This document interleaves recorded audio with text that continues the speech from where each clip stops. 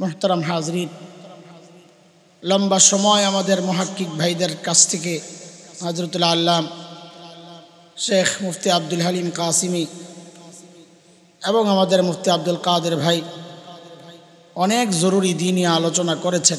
আলহামদুলিল্লাহ, আপনারা শুনেছেন। আমিও কিছু জরুরি বিষয় আপনাদের সামনে রাখার জন্য কোরআন আল কারীমের সূরা আলী ইমরানের একটা আয়াত তিলাওয়াত করেছি। আল্লাহ তাআলার কাছে তৌফিক চাই, দিলের মধ্যে যে কথাগুলো আছে, যেগুলো বলার নিয়ত করেছি, আল্লাহ তাআলা যেন সেগুলো আপনাদের সামনে সহজে উপস্থাপন করার তৌফিক দান করেন এবং কথাগুলো আমাদের সকলের জীবন পরিবর্তনের ওসিলা হয়। বাকি আমার সাথে আপনাদের একটু কথাবার্তা বলা লাগবে, চুপচাপ থাকলে আমি কথা বলতে পারবো না। আসেননি আপনারা? রেডি? বলবেন ইনশাআল্লাহ? জি ইনশাআল্লাহ। তাইলে শুরুতেই বলেন, আল্লাহ তাআলা আমাদেরকে কত নিয়ামত দিয়েছেন বলেন? অসংখ্য, অগণিত। মাশাআল্লাহ। কোরআন আল কারীমের দুই জায়গায় আল্লাহ তাআলা এই কথাটা বলেছেন। আল্লাহ তাআলা বলেন সূরা নাহল, সূরা ইব্রাহিম, দুই জায়গায়, وَإِن تَعُدُّوا نِعْمَةَ اللَّهِ لَا تُحْصُوهَا إِنَّ الْإِنسَانَ لَظَلُومٌ كَفَّارٌ।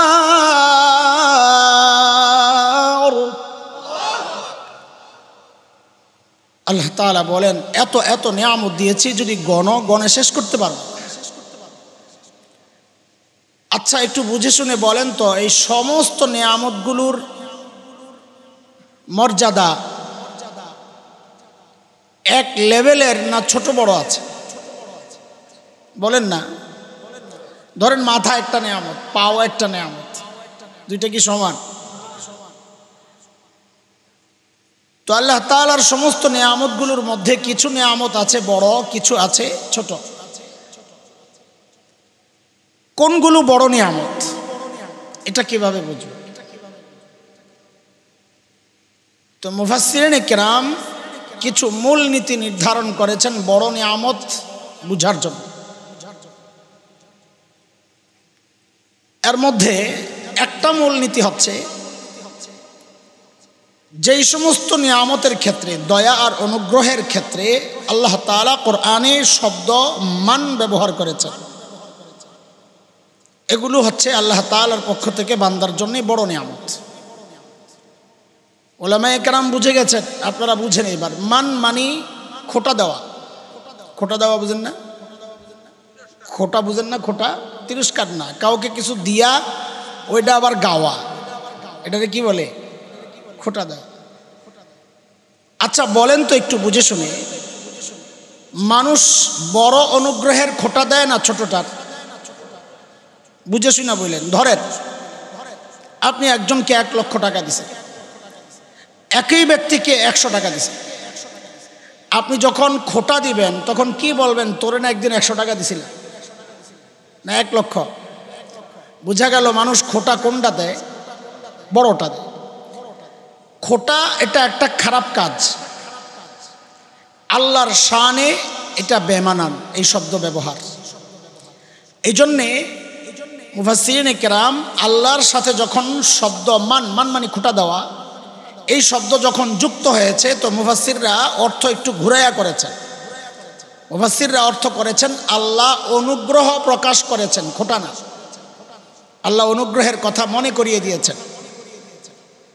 যেই যেই জায়গায় আল্লাহ শব্দ মান ব্যবহার করেছেন, মানে অনুগ্রহ প্রকাশ করেছেন, মুফাসসিররা বলেন বুঝে নিও ওই নিয়ামতগুলো বান্দার জন্যে আল্লাহর পক্ষ থেকে বড় নিয়ামত।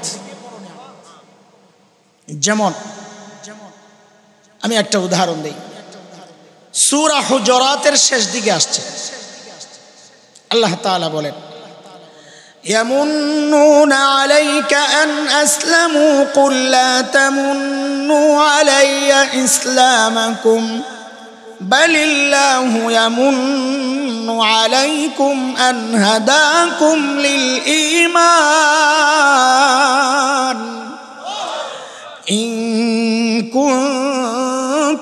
صادقين এই আয়াতে আল্লাহ তাআলা বলছেন, বান্দা আমি তোমাদেরকে যে ঈমানের নিয়ামত দিয়েছি, লম্বা আয়াত, অনেক অর্থ, আমি মূল কথাটা বলছি। তোমাদেরকে যে ঈমানের নিয়ামত দিয়েছি এটা আমার পক্ষ থেকে তোমাদের জন্য একটা বড় নিয়ামত। কাজে ঈমানের নিয়ামত পাইছি আল্লাহর পক্ষ থেকে, এটা আমাদের জন্য কি বলেন, বড় নিয়ামত। ঠিক আরেকটা নিয়ামতের কথা আল্লাহ তাআলা বলেছেন, আমি শুরুতে যে আয়াত তিলাওয়াত করেছি ওই জায়গায় আল্লাহ বলছেন, لقد من الله على المؤمنين إذ بعث فيهم رسولا من أنفسهم يتلو عليهم آياته ويزكيهم ويعلمهم الكتاب والحكمة وإن كانوا من قبل لفي ضلال মুবিন।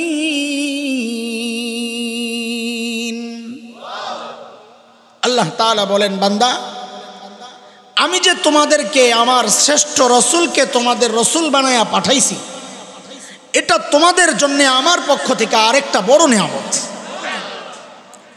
কাজেই এতক্ষণ যা বুঝাইলাম এর সার কথা, মূল কথা কি, যে নবী হিসাবে শ্রেষ্ঠ নবী মুহাম্মদুর রাসূলুল্লাহ সাল্লাল্লাহু আলাইহি ওয়াসাল্লামকে পাওয়া, এটা আল্লাহর পক্ষ থেকে আমাদের জন্য একটা বড় নিয়ামত। আলহামদুলিল্লাহ। এটা বুঝেন, আল্লাহ চাইলে আমাদেরকে হযরতে মুসা আলাইহিস সালামের উম্মত বানাইতে পারতেন কি পারতেন না? হযরতে ঈসা আলাইহিস সালামের উম্মত বানাতে পারতেন কি পারতেন না? না বানায় আল্লাহ শ্রেষ্ঠ নবীর উম্মত বানাইছেন। এটা কি আমরা আল্লাহর কাছ থেকে চাইয়া নিছি না এমনি দিছেন? কথা বলেন না, এমনি দিছে। কাজে এটা আল্লাহর পক্ষ থেকে আমাদের জন্য কি বড় নিয়ামত। কত বড় নিয়ামত!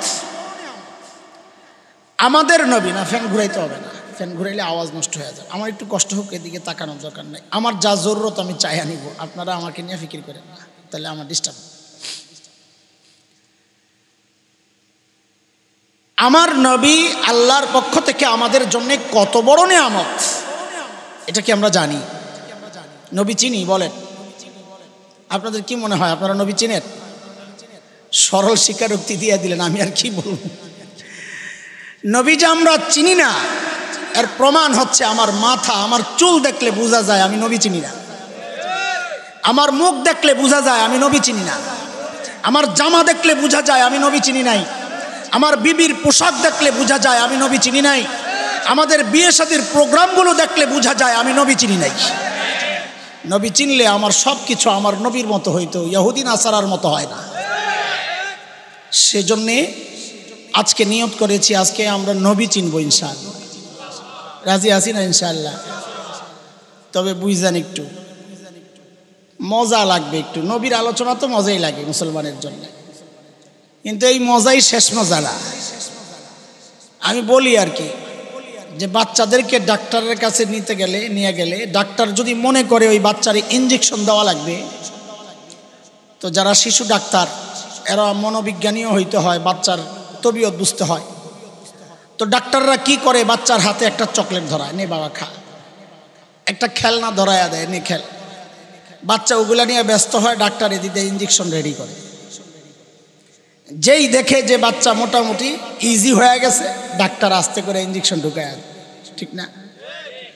আমিও শুরুতে আপনাদেরকে ওই মজা খাওয়াবো, চকলেট নে খা। নবীর শান শুনতে মজা লাগে তো এটা চকলেট খা, কিন্তু সময় মতো সুযোগ মতো আমিও কিন্তু ইঞ্জেকশনটা দিয়ে দেবো ইনশাআল্লাহ। বুঝে আসছেন এই কথা? পালায়া যায় না ইঞ্জেকশনের ভয়ে। শুনেন, এটা চিকিৎসা কাজ হবে ইনশাআল্লাহ। আপনাদের না হইলেও আমার হবে ইনশাআল্লাহ। নবীকে চেনার জন্য আমাদের বড়রা দুইটা উদাহরণ ব্যবহার করেছেন। আমিও আপনাদের সামনে বড়দের ওই উদাহরণগুলো পেশ করছি। এই দুই উদাহরণ বুঝা যত সহজ হবে, যত সহজে বুঝবেন, অনুধাবন করবেন, উপলব্ধি করবেন, ততটাই নবীকে চেনা আপনার আমার জন্য সহজ হবে ইনশাআল্লাহ। প্রথম কথা হচ্ছে উদাহরণ। আমার নবীকে বড়রা উদাহরণ দিয়েছেন আকাশের মতো। কিসের মতো? আকাশের মতো। এই কথাটার মানে কি? আকাশ যেমন বিশাল, আমার নবীর মাথাটাও ওরকম বড় আছে। মানে কি? মানিটা বুঝেন। একজন মানুষের চোখ ঠিক আছে, আকাশ উন্মুক্ত খোলা, ওই মানুষটা যদি আকাশের দিকে তাকায়, আকাশ দেখবি কি দেখবে না? বুঝা বললেন, দেখবি কি দেখবে না? শর্ত হইল তার চোখ ঠিক থাকতে হবে, আকাশ খোলা থাকতে হবে, কোনো বাধা থাকতে পারবে না। একটা শিশু যদি তাকায়, দেখবি কি দেখবে না? বলে শিশুর বড়টা কিশোর, ও যদি তাকায়, দেখবি কি দেখবে না? তার বড় যুবক তাকাইলে, আরে ভাই বলেন কথা, যুবকের বড় পৌরা না, ও তাকাইলে, বুড়া তাকাইলে, বাপ তাকাইলে, শ্বশুর তাকাইলে, দাদা নানা, ওনারাও দেখবে না। একজন শিক্ষক তাকাইলে, ইমাম সাহেব, বক্তা, জনপ্রতিনিধি, সমাজসেবক, সমাজ সংস্কারক, ওই কথা বলে, শুধু দেখবে না প্রেসিডেন্ট। হ্যাঁ, প্রেসিডেন্টও দেখবে, কিন্তু শর্ত হইল চোখ কি থাকতে হবে? ঠিক থাকতে হবে, তাই না? আমার নবী আকাশের মতো, এই কথাটার অর্থ কি?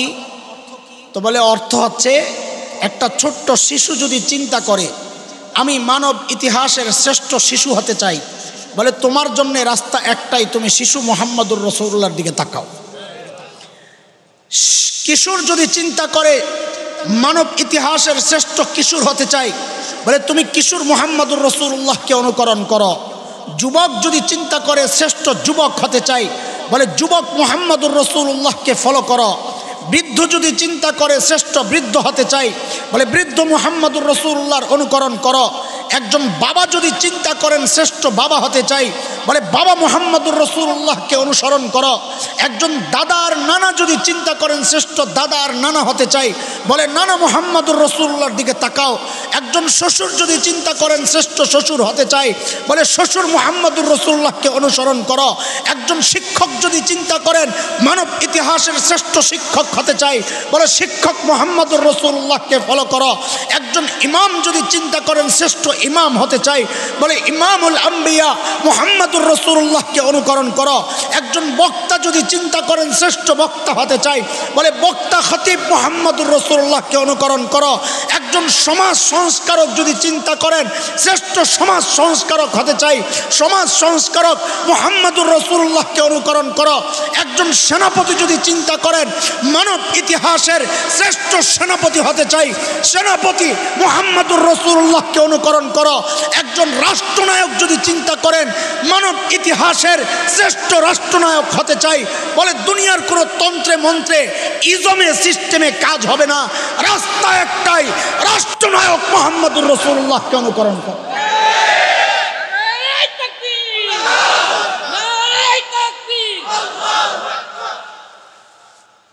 যে যে জায়গা থেকে আমার নবীকে ফলো করবে, সে ওই জায়গার শ্রেষ্ঠ পথ পদ্ধতি পাওয়া যাবে।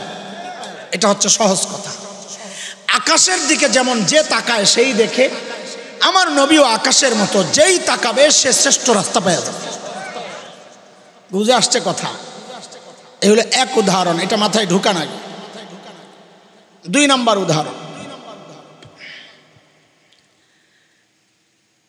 একজন ধনী মানুষ যার অর্থের কোনো অভাব নাই, অঢেল সম্পদের মালিক, কত অর্থ তার নিজেরও জানা নাই। এমন কত আল্লাহর বান্দা আছে না দুনিয়ায়? ওই যে শুনেছি আরবের এক যুবরাজ ইউরোপের কোন রিসোর্টে, সাগরে মাঝখানে রিসোর্টে গেছে বেড়াইতে, তার এত পছন্দ হয়েছে, তো সে তার ম্যানেজারকে বলেছে এইটা আমি কিনতে চাই। এগো তো জেনে যা মনে চাই কিনে, টাকার অভাব নাই, এই রিসোর্ট আমি কিনতে চাই। তো ম্যানেজার বলে স্যার এটা তো আপনার। হ্যাঁ, জানেও না এটা। হ্যাঁ, এমন মানুষও তো দুনিয়ায় আছে, তার সম্পদ কোথায় কি আছে সে নিজেও জানে না, আছে না? কথা কয় না। হুজুর এগুলা কি আর আমরা জানি? আছে তো, এটা জানেন বাস। তো এক ব্যক্তি তার অঢেল সম্পদ, কোনো অভাব নাই, তার একটা মেয়ে। কয়টা?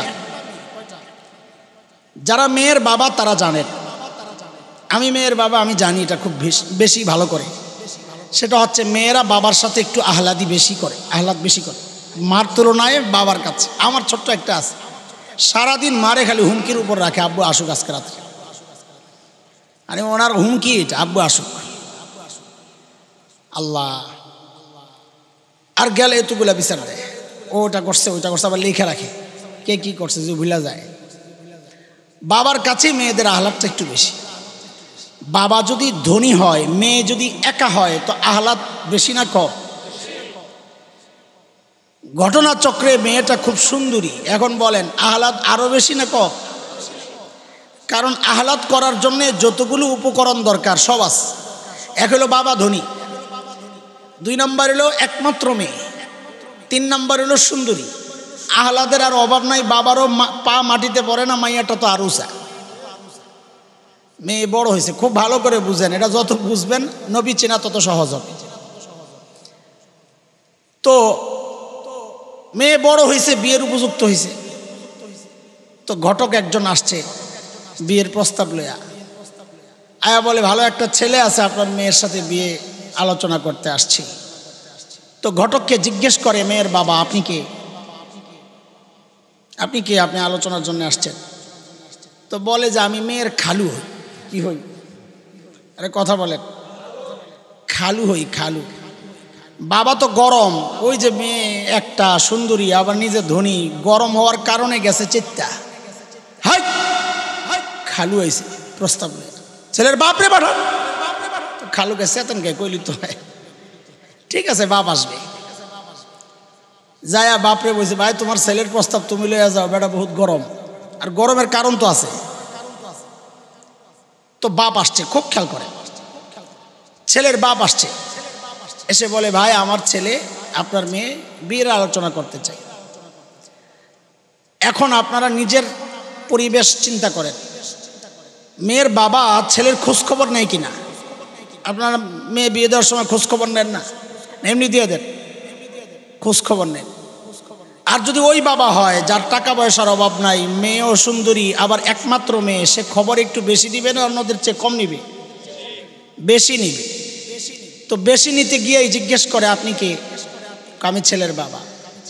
ছেলের নাম কি? অমক। হ্যাঁ নাম পছন্দ হয়েছে। আপনার নাম কি? অমক। হ্যাঁ এটাও পছন্দ হয়েছে। দাদা কে? অমক। বংশ কি? ওই ঠিক আছে। বন্ধু বান্ধব কারা? ছেলের হাইট কেমন, চেহারা কেমন, চুল কেমন, দাঁত কেমন, সব খবর লইতেছে। একমাত্র মাইয়া যে আবার সুন্দরী, কাদের সাথে চলাফেরা করে, এলাকা কোনটা, সব খবর টবর লইয়া মেয়ের বাবার পছন্দ হয়েছে যে হ্যাঁ ছেলে একটা পাইছি। এখন বিয়ে দেওয়ার টাইম হয়েছে। এখন আপনারা বলেন, এই মেয়েকে বিদায় দেওয়ার সময় বাবা মেয়ের জন্য যে সদাই কিনবে, শাড়ি কিনলে দামিটা কিনবে না কম দামি? সবচাইতে দামিটা কিনবে। কেন? কারণ হচ্ছে তার টাকার অভাব নাই, খরচের জায়গা নেই। একমাত্র মেয়ে, তো খরচের জায়গা নাই, যা খরচ এহেনি। তো শাড়ি কিনে তো দামিটাই কিনে, গয়না দেয় তো দামিটাই দেয়, প্রসাধনী দামিটাই, যা সাজগুজের জন্য সব কিনছে, সব দামি দামি জিনিস দিয়া সাজায়া তারপর মেয়েরে বিদায় দিস। করবে কিনা আমার? আর একজন গরিব বাবাও তো চায় তার মেয়েকে সর্বোচ্চ সুন্দর জিনিস দিয়া সাজায়া বিদায় দিতে। আর ধনী হইলে তো কথাই নাই। এই উদাহরণ ঠিক আছে নি? এটা সমাজের কথা নি, বুঝছেন নি আপনারা? এমন করবে না, এর ব্যতিক্রম আমি যা বললাম এমনই করবে না।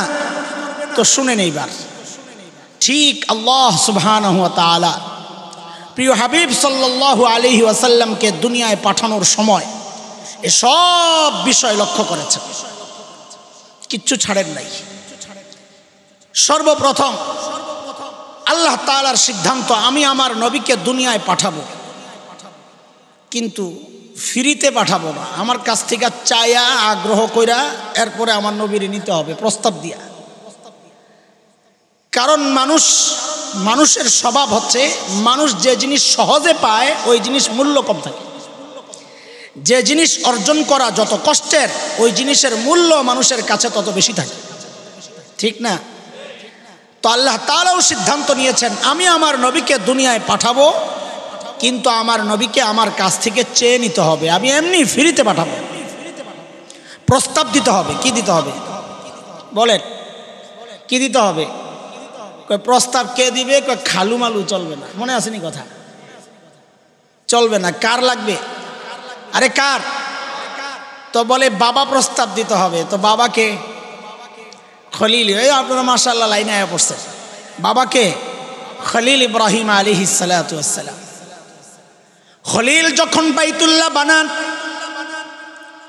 আল্লাহ খলিলের দিলের মধ্যে এই কথা ঢেলে দিয়েছেন, খলিল এত দামি একটা কাজ আপনি করেছেন খলিল, আমি আপনাকে পুরস্কার দিতে চাই, আপনি চান আমার কাছে কি চাইবেন?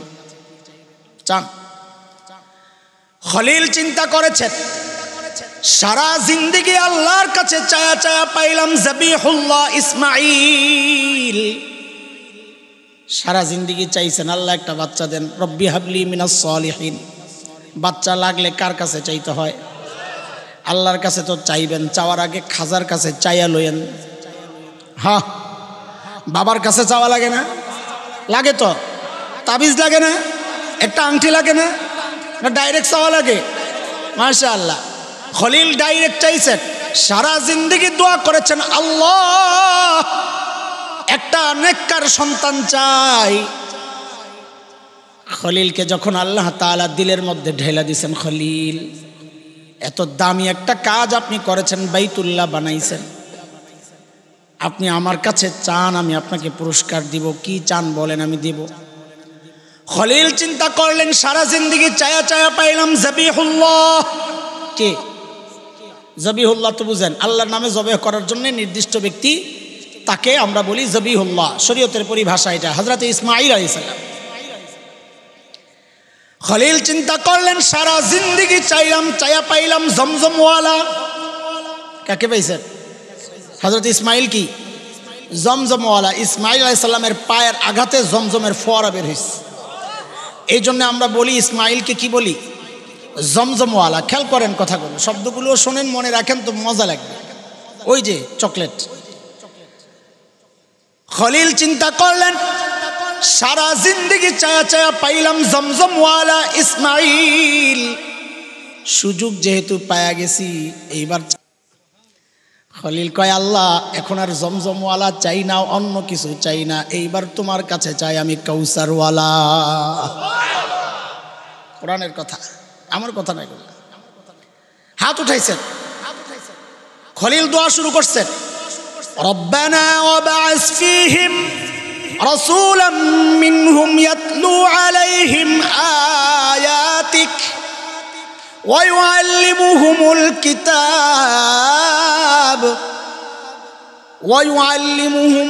কিতাব ওয়াল হিকমাতা ওয়া ইউযাক্কিহিম ইন্নাকা আনতাল আজিজুল হাকীম। দোয়া করছেন কে? বলেন বলেন, আমি বলি যা, আমার সাথে সাথে বলেন তো, শুনতে মজা লাগবে, বলতে মজা লাগবে। বলেন খলিলুল্লাহ। দরখাস্ত পাঠাইছেন কে? বলেন আবার। পাশে কিন্তু আছেন যাবিহুল্লাহ ইসমাঈল। পাশে কে আছে বৈশা? ইসমাঈল আলাইহিস সালাম আমিন বলছেন দোয়ায়। কি বলছেন?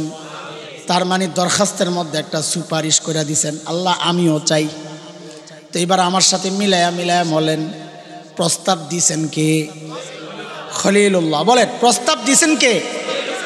ওই প্রস্তাবে সুপারিশ করছেন কে? এই প্রস্তাব দেওয়া, চাওয়া, সুপারিশ করা যেই জায়গায় হয়েছে ওই জায়গার নাম বাইতুল্লাহ। বলেন কি? আবার মিলায়া বলেন, প্রস্তাব দিছেন কে? সুপারিশ করছেন কে? জায়গার নাম কি? আল্লাহ জানায়া দিলেন খলিল। খলিলুল্লাহ চেয়েছেন, যাবিহুল্লাহ সুপারিশ করেছেন, বাইতুল্লাহ বসে বসে আমি আল্লাহ পাঠায়া দিলাম হাবিবুল্লাহ। নবী যান, আপনার আব্বা চাইছে আপনার দুনিয়ায় যান, আপনি যাওয়ার আগে আল্লাহ আটকাইছে, বুঝেন সব, যাওয়ার আগে আটকাইছেন, একটু দাঁড়ান। কেন? তা আগে দুনিয়ার মাহফিল একটু বুঝালাম, তাহলে ওইটা বুঝবেন। অনেক সময় বয়ান চলতে থাকে, প্রধান বক্তা আসতেছে না, আটকাইছে কোনো হানে, জ্যামে আটকাইতে পারে, আগের জায়গায় বয়ান দেরি হয়ে গেছে, এমনও হইতে পারে। এখন আগের যে বক্তা, ওই বেচারারও একটা টাইম দেওয়া হয়েছিল, ওই টাইম মতো উনি বয়ান শেষ করছেন। বক্তার বয়ানের বিষয় যদি শেষ হয়ে যায়, তো যত বড় বক্তাই হোক, তাকে যদি আইসা কানে কানে বলে হুজুর 10টা মিনিট চালাইয়া যান, ভাই মেজাজটা যেমন গরম হয়। কারণ হইল বয়ান তো শেষ, একটা ফিনিশিং টানা হয়েছে, এখন এই 10 মিনিট আমি কি করব? ফালতু বক্তা হইলে একটা আজান দিব, গজল গাইব, হাসাইব, কান্দাইব, সেটা ভিন্ন। বিষয়ভিত্তিক আলোচনা কেউ করলে যদি আলোচনা ফিনিশিং টানা হয়, এরপরে সময় কাটানো বড় মুশকিল। তখন এলোমেলো কথা বলতে হয়। এই এলোমেলো কথা বলার সময় পাবলিক এখন সচেতন, পাবলিক বুঝে যে এখন আর কথা লাইনে নাই। তখন পাবলিকের মধ্যে 3 শ্রেণী হয়। কয় শ্রেণী? এখন তো গরমকালের ওয়াজ, শীতকালেরটা চিন্তা করেন আর কি। 3 শ্রেণীর মধ্যে 1 শ্রেণী চিন্তা করে জায়গাটা গরম করছে, ছাড়ার দরকার নাই, বয়া থাকে চুপচাপ। আরেক শ্রেণী চিন্তা করে একটু পাতলা পুতলা হইয়া, প্রধান বক্তা কতক্ষণ আলোচনা করে, আবার শেষে মাঝখানে পেশাবে দললে যায়, উঠতে খারাপ দেয়া যায়। তো ওই গ্রুপ যায় আশেপাশে কোনো জায়গায় যায় একটু পরিষ্কার হয়ে আসে। আরেক গ্রুপ আছে দূরে যায় শয়তানের লেঞ্জা টানে, আসেনি? আরে কথা কর না, এদিকে এই সমাজের কথা না বাইরের। মাহফিলটা একটু এলোমেলো হয়ে যায় তখন। এর মধ্যেই প্রধান বক্তা ফোন দিছে হুজুর ওই উপস্থাপককে, ঘোষককে, যে আমি আইসা পড়ছি। কই আছেন? এ কোনাবাড়ি দিয়া ঢুকে গেছি আপনাকে আমবাগান রাস্তা দিয়া। তো আয়োজকদের মধ্যে যিনি মোয়েন, তিনি ঘোষকরে তাড়াতাড়ি বলে, সাইদ ভাই যান একটু তাড়াতাড়ি ঘোষণা দেন। কি ঘোষণা? যে প্রধান বক্তা আয়া পড়ছে। তো তিনি আইসেই দৌড়াই আয়া মাইকটা লইয়া কয়, লিল্লাহি তাকবীর, আল্লাহু আকবার, প্রধান বক্তার আগমন, শুভেচ্ছা, স্বাগতম। বলেনি ভাই? কেন বলে? মাহফিল জমানোর জন্য। যে লোকজন যেগুলো এলোমেলো, এগুলো সব যেন দৌড়াইয়া মাহফিলে আসে। ঠিক এতটুক বুঝছেন? তো এইবার বুঝেন, আল্লাহ তাআলা যখন দুনিয়ার প্রধান বক্তা মুহাম্মদুর রাসূলুল্লাহ সাল্লাল্লাহু আলাইহি সাল্লামকে পাঠাইবেন, তো আল্লাহ একটু আটকাইছেন, একটু দাঁড়া, মাহফিলটা একটু এলোমেলো, আমি একটু ঠিক করে আনবো। কেমনি ঠিক করবেন? ওই যে একজন ঘোষকরে দাঁড় করাইয়া দেবো, যে ঘোষণা দেন আপনি যে প্রধান বক্তা আয়া পড়ছে, আপনারা সবাই আসেন মাহফিলে। তো ঘোষক দাঁড় করাইছেন আল্লাহ কাকে? নবী ঈসা আলাইহিস সালাম। কাকে? আর আমি সব কোরআনের কথা বলতেছি, একটু ঘুরে টুরে কইতেছি, লাস্টে আয়াত ফিট করুন, আপনারা ডরায়েন না। নবী ঈসা আলাইহিস সালামকে ফিট করছেন। ও নবী ঈসা, ঘোষণাটা আপনি দিয়ে দেন। এই জায়গায় আপনাকে টাইম কতক্ষণ কম? তো দেখি, সমস্যা নাই না? তাইলে ওই সাইডে সুডে যে সমস্ত কথাবার্তা আছে, সিফা সাফা, এটিরও আনতে মন চায়, মাঝে মাঝে দৌড়াই খালি। আমার তো আশেপাশে কত কিছু আমার গুতায়, কিন্তু ওই যে সময়ের কারণে খালি বলেন করে না, আমার নিজেরও তো তবিয়ত বাড়া না, তো এই খালি সামনের দিকে দৌড়াই। কিন্তু এটা ঠিক, মানুষ মাছ ধরতে গেলে তো টার্গেট বল মাছই থাকে, কিন্তু যদি ওই পুঁটিমুটি আবে যাবে পরে লয় না সুয়া টুয়া খাওয়ার জন্যে। আমগো তো একটা নির্দিষ্ট আলোচনার বিষয় আছে, ওইটা ধৈরেই আগাবো, কিন্তু সাইডে ছুটে যদি বইসা টাকি পরে এগুলো সারুন নাকি কোন? আপনার খাওয়ার শখ আছে তো? তো শুনেন, হযরতে ঈসা আলাইহিস সালাতু ওয়াস সালাম দুনিয়ায় আবার আসবেননি কিয়ামতের আগে। কেন আসবেন বলেন তো দেখি? হ্যাঁ, এই লাগছে পেস। এমনি আমরা যেটা জানি, আপনারা জানেন, সেটা হচ্ছে হযরত ঈসা আলাইহিস সালাম আল্লাহর কাছে একটা আবেদন করছেন। যখন শুনছেন আল্লাহ আখেরি পয়গম্বরের শ্রেষ্ঠ উম্মতকে নিয়ে আল্লাহ প্রশংসা করতেছেন, তো ঈসা আলাইহিস সালামের দিলের মধ্যে জাগছে, হারি আমিও যদি আখেরি পয়গম্বরের উম্মত হইতাম। আল্লাহর কাছে আবেদন করছেন, আমি আখেরি পয়গম্বরের উম্মত হতে চাই। এখন আপনাদের একটা পেস্ট লাগতে পারে, খ্রিস্টান মিশনারিরা যে সমস্ত অপপ্রচারগুলো মানুষের মধ্যে করে মানুষকে বিভ্রান্ত করার জন্যে, এটাও একটা, যে মুসলমানরা নিজেদের নবীর শ্রেষ্ঠত্ব আর নিজেদের শ্রেষ্ঠত্ব প্রমাণের জন্য মিথ্যার আশ্রয় নিচ্ছে। কেন? এই যে দেখো, এটা হযরতে ঈসা আলাইহিস সালাম ছিলেন একজন নবী। খুব খেয়াল করেন, সূক্ষ্ম কথা। হযরত ঈসা আলাইহিস সালাম ছিলেন একজন আহলুস সুন্নাহ ওয়াল জামাতের আকীদা হচ্ছে সমস্ত নবীদের মর্যাদা সমস্ত মাখলুকের উপরে, এমনকি ফেরেশতাদের চেয়েও সম্মানী। সমস্ত নবীর মর্যাদা ফেরেশতারও, বলেন উম্মত তো দূরের কথা, ফেরেশতাদেরও উপরে নবীদের মর্যাদা। এটা আহলুস সুন্নাহ ওয়াল জামাতের আকীদা, বিশ্বাস। যেহেতু হযরত ঈসা আলাইহিস সালাম নবী ছিলেন, একজন নবী কি করে আখেরি পয়গম্বরের উম্মত হতে চাইলেন? তার মানে কি যে একজন এমপি সাহেব মাননীয় প্রধানমন্ত্রীর কাছে বললেন যে মাননীয় প্রধানমন্ত্রী, আমি কোনাবাড়ির কমিশনার হইতে চাই। এই মানুষটারে মানুষ সুস্থ বলবে না পাগল বলবে? কেন? যে তুমি উপরেরটা বাদ দিয়ে নিচেরটা কেন গ্রহণ করতে চাও? ঠিক কিনা? এখানে তো তাই হইছে। হযরত ঈসা আলাইহিস সালাম একজন নবী, তিনি নবী হইয়া কি করে উম্মত হতে চাইলেন? এই প্রশ্ন জাগে কি জাগে না? বড় পেঁচাল্লা জিনিস। তো এটা জিনিস যত পেঁচালেরই হোক, হক যেহেতু, এটার সমাধানও সহজ। দেখেন, আমরা ঢাকায় মানুষ, আমাদের পুরান ঢাকায় আপনাদের এলাকায় যেই কটা মুদির দোকান আছে তার চেয়ে অনেক বেশি আমাকে বিরিয়ানির দোকান আছে। আমরা বিরিয়ানি খুব পছন্দ করি। তার মানে আইলে বিরিয়ানি খাওয়ায় না, যেটা খাওয়ান এটাই ভালো। বিরিয়ানি পাগল। এক লোক এমন এক বিরিয়ানির ব্র্যান্ডের বিরিয়ানির দোকানে ঢুকছে, বিরিয়ানি খাবে, খুব খেয়াল করেন। তো যে সেলসম্যান, সে বড় ডিশ নিয়ে আসছে বিরিয়ানির, গরম টাটকা, ধোয়া উঠতেছে, মশলার ঘ্রাণ, মানে খাইব এর সব ভিজে গেছে জিব্বা টিব্বা। এর মধ্যেই দোকানের ছেলেটা আসছে, এক্সকিউজ মি স্যার। কি স্যার, আমাদের হোটেলের একটা স্পেশাল জিনিস আছে, দেব। কি জিনিস? চাটনি, আচার। কি আছে? চিনেন না স্যার? স্যার হেভি টেস্ট, দেবো স্যার। তাই নাকি? দাও দাও। এইবার বুঝেন, বলেন, এই যে আচারটা চাইলো, আচারের দাম বেশি না বিরিয়ানির দাম বেশি? বিরিয়ানির দাম বেশি। তো এই লোক যে আচারটা চাইলো, আচারের প্রশংসা শুই না, এখন কি বিরিয়ানি বাদ দিয়া নাকি বিরিয়ানির স্বাদটাকে বাড়ানোর জন্য আচারটা চাইছে? আপনারা তো বুঝছেন মাশাআল্লাহ, আমার তাহলে বুঝাইতে কষ্ট হবে না। আল্লাহ তাআলা নবী ঈসার সামনে নবুয়তের বিরিয়ানির ডিশ রাখছেন, রাইখা আখরি পয়গম্বরের উম্মতের চাটনির খবর দিয়েছেন নবী ঈসা। আখরি পয়গম্বরের উম্মতের চাটনি কিন্তু অনেক মজা। নবী ঈসা কয়, আল্লাহ তাআলা আমার একটু চাটনি দেন, আমি আমার নবুয়তের বিরিয়ানির স্বাদটার একটু বাড়াইলো। তাইলে নবুয়ত বাদ দিয়া না, রাইখা নবুয়ত বাদ দিয়া না। কাজেই হযরত ঈসা যে আখরি পয়গম্বরের উম্মত হতে চাইছেন, এটা আপত্তির জায়গা না যে তিনি নবুয়ত বাদ দিয়া কেন আখরি উম্মত হতে চাইলেন। না, তিনি নবুয়তের বিরিয়ানির স্বাদটাকে বাড়ানোর জন্য একটু আখরি পয়গম্বরের উম্মতের চাটনি চাইছে। বুঝে আসছেনি কথা? এটা হলো একটা বিষয়। হযরত ঈসা আবার কেন আসবেন, এটা আপনারা যেটা জানেন ওইটার উপর একটা আপত্তি আসে, এটা জবাব দিলাম, আমার এটা বলা মাকসাদ না। হযরত ঈসা দুনিয়ায় আবার কেন আসবেন?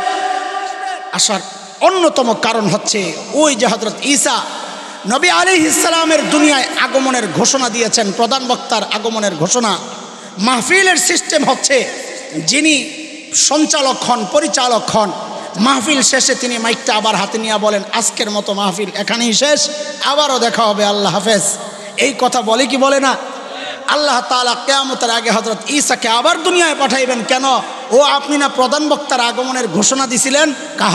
আবার দুনিয়ায় যান, যে দুনিয়ার মাহফিল শেষ, কিয়ামত হয়ে যাবে, আপনি যাইয়া সেই ঘোষণাটাও দিয়ে আসেন। সূরা সফ আয়াত নম্বর 6 নবী ঈসা ঘোষণা দিলেন, আল্লাহ বর্ণনা দিচ্ছেন, ওয়াইয ক্বালা ঈসা ইবনু মারইয়াম ইয়া বনি ইসরাঈল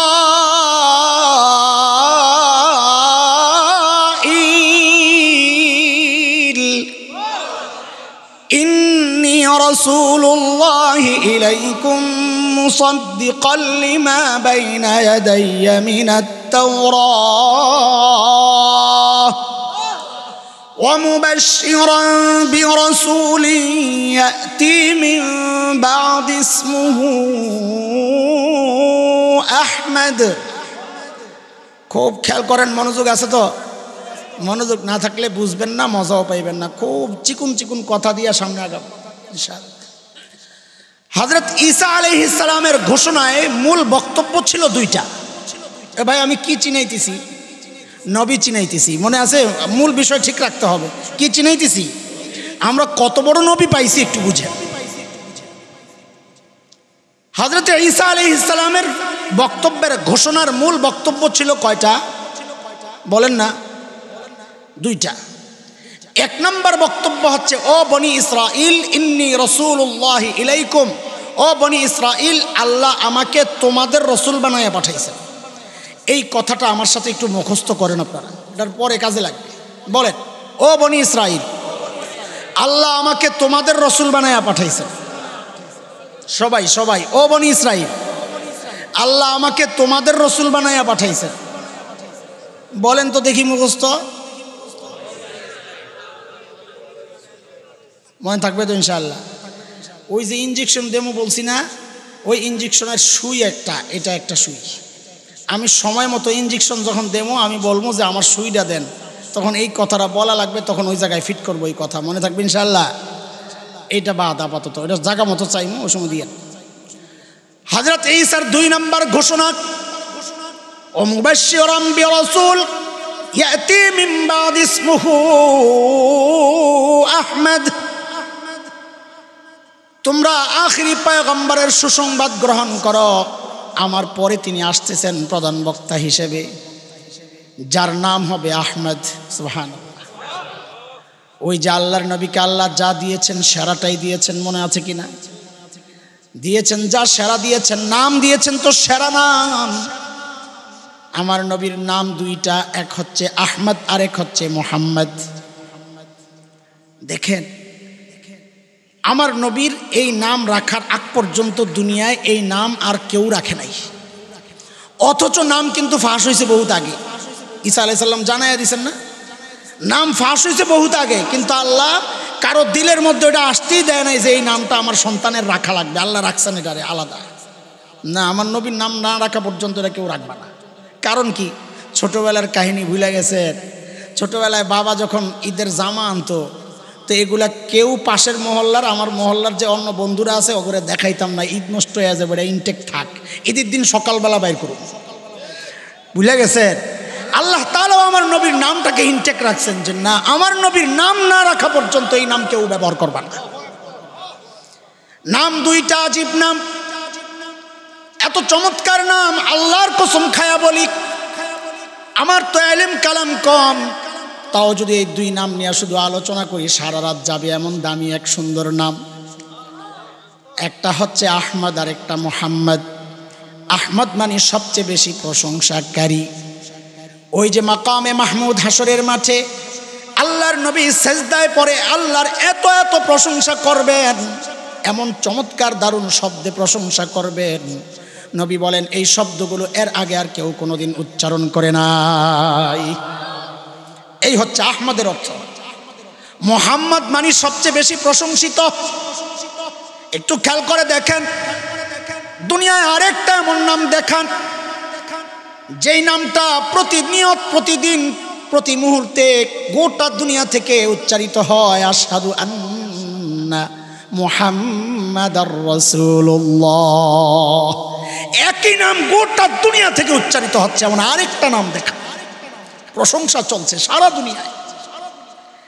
কাফেররা যখন দেখলো, বাজারে হাটে ঘাটে যায় যখন বলে, এই আমাদের একটা পাগল আছে নাম মুহাম্মদ, খারাপ লোক, কাছে যাইবা না। মুহাম্মদ মানে কি? সবচেয়ে প্রশংসিত। বলেন, মানুষরা অবাক হয়ে যায়, কি বলো তোমরা, যিনি সবচেয়ে প্রশংসিত তিনি আবার খারাপ হয় কেমনি? লাগছে নি পেস? দেখেন আল্লাহ কি নাম রেখে দিছে। কাফেররা আসা সিদ্ধান্ত নিছে, রে ভাই এই নাম ওর রাখা যাবে না, নাম পাল্টা। কি নাম রাখবা? কয় নাম রাখ মুজাম্মাম। কি নাম? মুজাম্মাম মানে সবচেয়ে বেশি নিন্দিত। এখন বাজারে যায় কয় কি, কয় এই আমগো একটা মুজাম্মাম আছে, এর কাছে যাইবা না। 40 বছর মানুষ একজনের নাম জানছে একটা, হঠাৎ করে বাজারে যায় যদি বলে মুজাম্মাম, পাবলিক কয় মুজাম্মাম কেন? লাগছে নি বেজার? আল্লাহু আকবার। তুমি আল্লাহ আমার নবীর এমন চমৎকার নাম রেখে দিয়েছেন, তুমি সারা জিন্দেগি বদনাম করবা, দিন শেষে জিজ্ঞেস করা হবে এই তুই কার বদনাম করলিলে, তো বলবে যে যিনি সবচেয়ে বেশি প্রশংসিত। তুই কি এটা পাগল নি? আল্লাহু আকবার, আল্লাহ। ওই যে এক নাম আমার নবীর আহমদ, কি চমৎকার নাম। ওই যে বলেছি ভিতরে ঢুকলে বের হওয়া যাবে না, সময় লাগবে অনেক, শুধু একটু বুঝাই। আল্লাহ তাআলা দুনিয়ায় যত নবী পাঠিয়েছেন এর অন্যতম উদ্দেশ্য হচ্ছে বান্দাকে ইবাদত শেখানো। কি শেখানো? আল্লাহর গোলামি শেখানো। বলেন ইবাদতের মধ্যে শ্রেষ্ঠ ইবাদত কোনটা? বলেন না। নামাজ সবচেয়ে বড় ইবাদত, দামি ইবাদত নামাজ। আহারে আপনি খেয়াল করলে দেখবেন আল্লাহ তাআলা এই নামাজটাকে আমার নবীর নাম দিয়া সাজাইছেন। সুবহানাল্লাহ। বলে এটা আবার কেমনে? বলে কেমনে? এই যে মাওনা একটু দাঁড়ান না আপনি, দাঁড়ান দাঁড়ান, মাশাআল্লাহ। খেয়াল করেন পশ্চিম কোনটা? পশ্চিম দিকে দাঁড়ান, একটু খেয়াল করেন। আহমদ লিখতে 4টা অক্ষর লাগে, একটু পিছনে আসেন, কাছে আসেন, ওদিকে তাকান, ওদিকে। আহমদ লিখতে অক্ষর লাগে কয়টা? 1 নাম্বার আলিফ, বলেন। 2 নাম্বার হা, 2 নাম্বার কি? 3 নাম্বার মিম, 3 নাম্বার কি? 4 নাম্বার দাল, 4 নাম্বার কি? এইবার দেখেন একজন মানুষ যখন নামাজ শুরু থেকে শেষ পর্যন্ত যায়, পুরা নামাজটার দিকে তাকাইলে দেখা যায় হয় আহমদ হয়েছে, আলিফ হয়ে গেছে। যখন মানুষটা দাঁড়ায়া থাকে, যখন আলিফটা দাঁড়ায় আছে, আলিফের পরে হা, নামাজ দাঁড়াও থেকে কই যায়? রুকুতে যায়। দেখেন হায়ের কি সুন্দর মাথা। যেই না মানুষটা সেজদায় যায়, যান না সেজদায়, সেজদায় যান, দেখেন মিমের মাথা কি সুন্দর হইয়া দাঁড়ায় আছে। এইবার সুন্দর করে বসেন তো দেখি, দেখেন দাল বয়স। আল্লাহু আকবার। আল্লাহ তাআলা আমার নবীর নামটা দিয়া এই শ্রেষ্ঠ ইবাদত নামাজকে সাজাইছেন। চিল্লায়া বলেন সুবহানাল্লাহ। এরে দোস্ত, এইভাবে যদি নবীর শান মান বলতে থাকি, রাত যাবে দিন যাবে, শেষ হবে না। আহারে আল্লাহ তাআলা আমার নবীকে কত ইজ্জত দিছেন, কত বরকত দিছেন। আহারে হযরতে আমেনা রাদিয়াল্লাহু আনহা নিজে বর্ণনা দিয়েছেন, আমি যখন জমজম কূপে যাই পানি আনার জন্যে, তখন পানিগুলো আস্তে উপরের দিকে উঠে যায়, বরকত, পেটে বাচ্চা। আমি যেই সরে যাই পানি নিচে চলে যায়। মক্কার মেয়েরা বলে আমেনা বোন একটু দাঁড়াও না, তুমি থাকলে একটু পানি উঠাইতে সুবিধা হয়, চলে গেলে পানি নিচে চলে যায়। বরকত আর বরকত।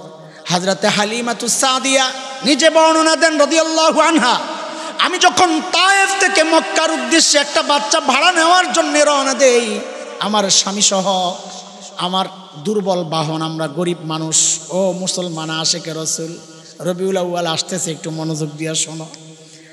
বলে আমরা দুর্বল গরিব মানুষ, আমার বাহনটাও দুর্বল। মক্কার দিকে যখন রওনা দেই, সবার বাহন আগে আগে চলে যায়, আমারটা পেছনে পেছনে আস্তে আস্তে, দুর্বল বাহন।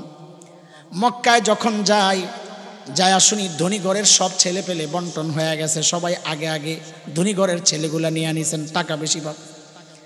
যায়া শুনি কোনো ছেলে বাকি নাই, শুধু একটা বাচ্চা বাকি।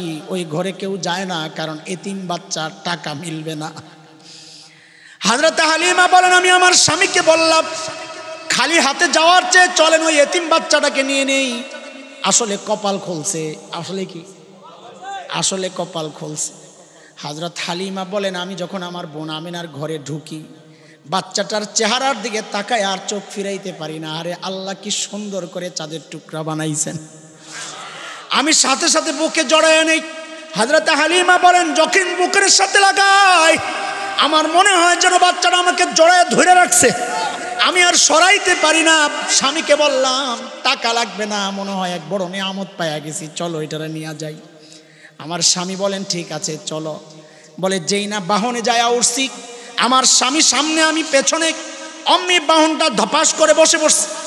আমি অবাক হয়ে গেছি, এই বাহনে করে আমরা দুইজন আসলাম, এই ছোট্ট বাচ্চার ভারে বাহনটা বসে যাওয়ার কথা না। আমার কাছে কেমন কেমন জানি লাগতেছে, একটু কেমন কেমন আগের থেকেই বুঝতেছি। স্বামীকে বললাম দেখি আপনি একটু নেমে দাঁড়ান তো। যেই না আমার স্বামী নেমে দাঁড়ালো, অমনি বাহনটা লাফ দিয়া দাঁড়ায় গেল। দাঁড়ানোর নমুনা দেখে আমি বুঝছি এই বাচ্চার ভারে বসতে পারে না এটা। আমার স্বামীকে আমি আবার বললাম দেখি আবার একটু বসেন তো। যেই না আমার স্বামী সামনে আবার বসলেন, অমনি বাহনটা আবার ধপাস করে বসে পড়লো। হযরতে হালিমা বলেন আমি যা বুঝার বুঝে গেছি। আমার স্বামীকে বললাম আপনি সামনে না বইসা পেছনে যায়া বসেন। আল্লাহু আকবার। যেই না আমার স্বামী পেছনে যায় বসলো, অমনি বাহনটা লাফ দিয়ে এখন সবার আগে আগে দৌড়ায়। তায়েফের মেয়েরা জিজ্ঞেস করে হালিমা এই বাহনটা তুমি কি খাওয়াইছো? আসার সময় দেখলাম দুর্বল বাহন, এখন এটা শক্তিশালী সবল কেমনে হয়ে গেল? হযরত হালিমা বলেন এটা আমার কোনো কারামতি না, বাহনের কোনো কারামতি না, এটা আমার কুরাইশি মেহমানের কারামতি। চলছে বাহন সবার আগে আগে। যখন তায়েফ পৌঁছে, হযরত হালিমা বর্ণনা দিচ্ছেন, যখন তায়েফ পৌঁছেছে বলে আমার বকরিগুলো বিকালে ঘাস খেয়ে ওলান ভরে ভরে দুধ ভরা ঘরে ফেরত আসে। এলাকার অন্যদের বকরিগুলোর ওলান খালি, দুধ নাই। মেয়েরা এসে জিজ্ঞেস করে হালিমা বোন একটু দেখায়া দাও না তোমার বকরি কই ঘাস খায়? ওই যে আমরা মোটা পোলাবেন দেখলে বলে তোর বাপে কোন দোকানের চাইল খাওয়ায়। তায়েফের মেয়েরা বলে হালিমা একটু দেখায়া দাও তোমার বকরি কোন জায়গায় ঘাস খায়। হযরত হালিমা বলেন আরে এগুলা বকরির কেরামতি না, ঘাসেরও কোনো কেরামতি না, এটা আমার কুরাইশি মেহমানের বুজুর্গিয়ার কেরামতি। আহা কোন দিকে যাব? ওই যে আল্লাহ যা দিছেন সব সেরা সারা দিয়া সাজাইছেন, যে বানাইছেন ও সবচেয়ে সুন্দর। সুবহানাল্লাহ, কত সুন্দর ছিলেন একটু শুনে। হযরত হালিমার ছোট্ট মেয়ে সীমা একটু বড়, বকরি চড়ায়। একদিন আসতে দেরি হয়ে গেছে। হালিমা দিছে বকা, মেয়ে মানুষ ভয় পাইছে, মা তো এত দেরি করো, তাড়াতাড়ি আসতে পারো না? বাচ্চা মানুষ কাম করে মৃত্যু বেরিয়ে চেত্তা রয়েছে, আবার বকা দিছে আরো রাগ হয়ে গেছে, আমি কাম করবো না। তো মা জানে যে সীমার দুর্বল পয়েন্ট কোনটা, আর মানুষ কিছু আদায় করতে হলে দুর্বল পয়েন্টটা হাত দেয় না। হালিমা কয়ে যাবে না? কয় না যাবো না। আমার কি তোমার কুরাইশি ভাই না খাইয়া মরবো আমার, ওইটা কইসারে সীমা কয় না তাহলে যাবো। অনেক ভালোবাসত। হাজরতে সীমা বলেন আমি যাবো মা, কিন্তু একটা শর্ত আছে। বলে কি শর্ত? বলে আমার সাথে আমার ভাইয়াকে দেওয়া লাগবে। বলে একাই পারো না আমার ভাইয়া? বলে না মা তুমি টেনশন করো না, আগের ঘটনা আমি তোমারে শোনাই নাই রে মা। ওই যে আরেকদিন ভাইয়ারে নিয়ে গেছিলাম রে মা, ভাইয়ারে বকে নিয়ে আমি যখন চলছিলাম অন্য দিনের মতো বকরিগুলারে ধরা লাগে নাই, ডাক দেওয়া লাগে নাই, পেছনে পেছনে লাইন ধরে চলেছে। ময়দানে যায় আমি আমার ভাইয়ারে কোলে নিয়ে ভাইয়ার চেহারার দিকে তাকায় রইছি, আর কি চাঁদের টুকরা, কি সুন্দর, চোখ ফিরাইতে পারি না রে মা। কখন যে দিন শেষ হয়ে গেছে আমার খবর নাই। সূর্য ডুবে ডুবে আলো আধারি, কলিজায় ভয় লাগছে, আহারে আমার বকরিগুলো না জানি হারায় গেছে, কই কই চলে গেছে আল্লাহ জানে। ভয়ে আতঙ্ক নিয়ে যখন মাথা উঠালাম, কি দেখলাম মা জাননি? আমি আমার ভাইয়ার চেহারার দিকে যেভাবে তাকায়া রইছি, সবগুলো বকরি লাইন ধইরা সবগুলা বকরি আমার ভাইয়ার চেহারার দিকে এমনি তাকায় আছে। কি সুন্দর আল্লাহ বানাইছে। আহা কোনটা বলবো দোস্ত, সোজা কথা, আল্লাহ যা দিছেন তো সেরা সেরা জিনিস দিয়েই সাজাইয়া। চুল দিছেন তো আল্লাহ তাআলা আমার নবীকে সেরা চুল দিছেন, চোখ দিছেন তো সেরা চোখ, কান দিছেন তো সেরা কান, দাঁত দিছেন তো সেরা দাঁত, থুতু দিছেন তো মুক্তার দানার মতো ঝরতো, ঘাম দিছেন তো সেরা ঘাম। আমার আর আপনার ঘামের দুর্গন্ধে ধারে কাছে কেউ বসতে পারে না। নবী আলাইহিস সালামের ঘাম সাহাবায়ে কেরাম শিশিতে সংগ্রহ করে রাখতেন, কেন কোনো প্রোগ্রামে একটু লাগায়া দিতেন, পুরো প্রোগ্রামটা সুঘ্রাণে মৌ মৌ করত। আল্লাহ যা দিছেন আল্লাহ সেরা দিছেন। সাইজ দিছেন তো সেরা সাইজ। বলে হাঁটেন তো সবার আগে আগে হাঁটেন, বোঝা যায় না। আল্লাহ আল্লাহ সব ঠিক আছে, পিছনের কথাগুলো যদি মনে থেকে থাকে একটু বলেন। আমি আস্তে আস্তে সূক্ষ্ম কথার দিকে ঢুকতেছি, মনোযোগ লাগবে। এতক্ষণ খালি খাতির লাগাইছে আমার লগে, একটু খাতির হয়েছি নি আপনাকে? না ফালায়া দৌড় মারবে? আমি আস্তে আস্তে আস্তে আস্তে মূল পয়েন্টের দিকে ঢুকতেছি, ইনজেকশনের দিকে, মনে আছে না? হ্যাঁ মনে রাখেন। সব ঠিক আছে, বলেন তো ওই যে বাবার কথা বলছিলাম, ধনী বাবা, আচ্ছা ওই বাবা মেয়েটাকে বিয়ে দেওয়ার সময় বাড়িঘর দেখবেনই না বাড়িঘর দেখবেন? কথা কর। সব ঠিক আছে কিন্তু বাড়িঘর নাই, ভাঙ্গাচুরা। ফুটপাতে থাকে, এমন ছেলের কাছে ওই বাবা মেয়ে দিবে, ওই মেয়ে মনে আছে দিবে দিবে, আরে আপনি দিবেননি, আপনি তো দিবেন না, ওই বাবা তো দূরের কথা। সব ঠিক আছে হুজুর, উদাহরণ তো দিলেন, কিন্তু একটা জায়গায় পেস্ত লাগে, লাগে আপনাকেও আমারও লাগে। কি সেটা? যে আল্লাহ তাআলা আমার নবীকে সব সেরা সেরা জিনিস দিয়া সাজায়া পাঠাইছেন তো ঠিক, কিন্তু এক জায়গায় একটু খটকা। কি খটকা? আল্লাহ নবীকে পাঠানোর সময় দুনিয়ার শ্রেষ্ঠ সুন্দর জায়গায় কেন পাঠাইলেন না? সুইজারল্যান্ডে পাঠাইতেন, কাশ্মীরে পাঠাইতেন, যাকে দুনিয়ার ভূস্বর্গ বলা হয়, দুনিয়ার জান্নাত। এই সমস্ত জায়গায় না পাঠাইয়া পাঠাইলেন কই? কোরআনের ভাষায় ওয়াদিন গায়রি যি যারা, বৃক্ষলতাহীন জলশূন্য বালুকাময় জায়গা, খাওয়া নাই, পানি নাই, গাছগাছালি নাই, ফল নাই, ফসল নাই, কিচ্ছু নাই, পাথর আর পাথর, মরুভূমি, বালি, এমন এক অনুর্বর জায়গায়, এমন এক কঠিন জায়গায় আল্লাহ তাআলা আমার নবীকে কেন পাঠাই? সুন্দর জায়গায় না পাঠাইয়া? প্রশ্ন জাগে। কথা কর না জাগলে কিন্তু আমার পুরো কথাই শেষ। যে দুনিয়ার এত সুন্দর সুন্দর জায়গা থাকতে এমন জায়গায় কেন পাঠাইলেন যে নাই একটু পানি, নাই খাবার, নাই ফল, নাই ফসল, না ফসল হয় না গাছগাছালি হয়, মরু অঞ্চল, পাহাড়ি এলাকা, হ্যাঁ বালি, সব এখনো তো উর্বর হয় নাই, এমন জায়গায় কেন পাঠাই? দোস্ত, এটা হচ্ছে কথার মূল পয়েন্ট। আল্লাহ পাঠাইছেন কই? জাজিরাতুল আরবে। কোথায়? শব্দটা আমার সাথে বলেন। আমি যতক্ষণ বলবো বলবেন, আমি যখন বলবো আর বলা লাগবে না তখন ছাড়বেন, এই পর্যন্ত বলতে থাকেন। পাঠাইছেন কই? আরব দ্বীপ, জাজিরা, সৌদি আরব, আরব আমিরাত, কুয়েত, বাহরাইন, এই সমস্ত অঞ্চলগুলো নিয়ে যেই এলাকা, কাতার, জাজিরাতুল আরব। জাজিরাতুল আরবে আল্লাহ নবীকে কেন পাঠাইছেন? বিশ্ব মানচিত্র খুলে দেখেন, বিশেষ করে সচেতন আলেম যুবক যারা, তাদেরকে বলবো ভাই এই বিষয়গুলো তোমরা একটু বেশি শোনো, বেশি পড়ার চেষ্টা করো, বোঝার চেষ্টা করো, সমাজ তোমাদের কাছে এগুলা চায়। বিশ্ব মানচিত্র খুলে খুইলা জাজিরাতুল আরবের অবস্থানটা আপনি একটু লক্ষ্য করেন, দেখবেন 3 দিকে পানি, পারস্য উপসাগর, ওমান উপসাগর, আরব উপসাগর, পশ্চিমে লোহিত সাগর, এই 3 দিক থেকে ঘেরাও করা পানি। একদিকে ইরাক, সিরিয়া, জর্ডান, ওই অঞ্চল দিয়া ভূমির সাথে সংযুক্ত। তো খালি কয় দিক বলে? খেয়াল করেন, খালি কয় দিক, লাগা কয় দিক? ঠিক যেন মানুষের হার্ট যেই অবস্থায়, বিশ্ব মানচিত্রে জাজিরাতুল আরবের অবস্থানটা ঠিক তেমন। হার্টের মধ্যে দেখেন 3 দিক শূন্য, 1 দিক জোড়া লাগানো। এজন্যে ভূবিজ্ঞানীরা, গবেষকরা জাজিরাতুল আরবের নাম দিয়েছে জিওগ্রাফিক হার্ট। এটা বিশ্ব মানচিত্রের হার্ট।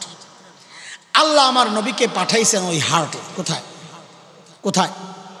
হার্টে। বুঝতে থাকেন একটু একটু করে, মনোযোগ হারায়েন না, তাহলে পিছনেগুলো ভুলে যাবে। এবার আসেন, আল্লাহ তাআলা আমার নবীকে হার্টে কেন পাঠাইলেন? হার্টে পাঠানোর কারণ, হার্টে পাঠানোর কারণ বোঝার জন্য একটা হাদিস আগে বুঝেন। আল্লাহর নবী সাল্লাল্লাহু আলাইহি ওয়াসাল্লাম ইরশাদ করেছেন, আলা ইন্না ফিল জাসাদি মুদগাহ ইযা সালুহাত সালুহাল জাসাদু কুল্লুহু ওয়া ইযা ফাসাদাত ফাসাদাল জাসাদু কুল্লুহু আলা ওয়া হিয়াল কলব। এরে আমার উম্মত, মানব দেহে একটা গোশতের টুকরা আছে, ওই গোশতের টুকরা যদি ঠিক হয়ে যায় গোটা বডি ঠিক হয়ে যাবে। ওই গোশতের টুকরাটার মধ্যে পচন ধরলে গোটা বডি নষ্ট হয়ে যাবে।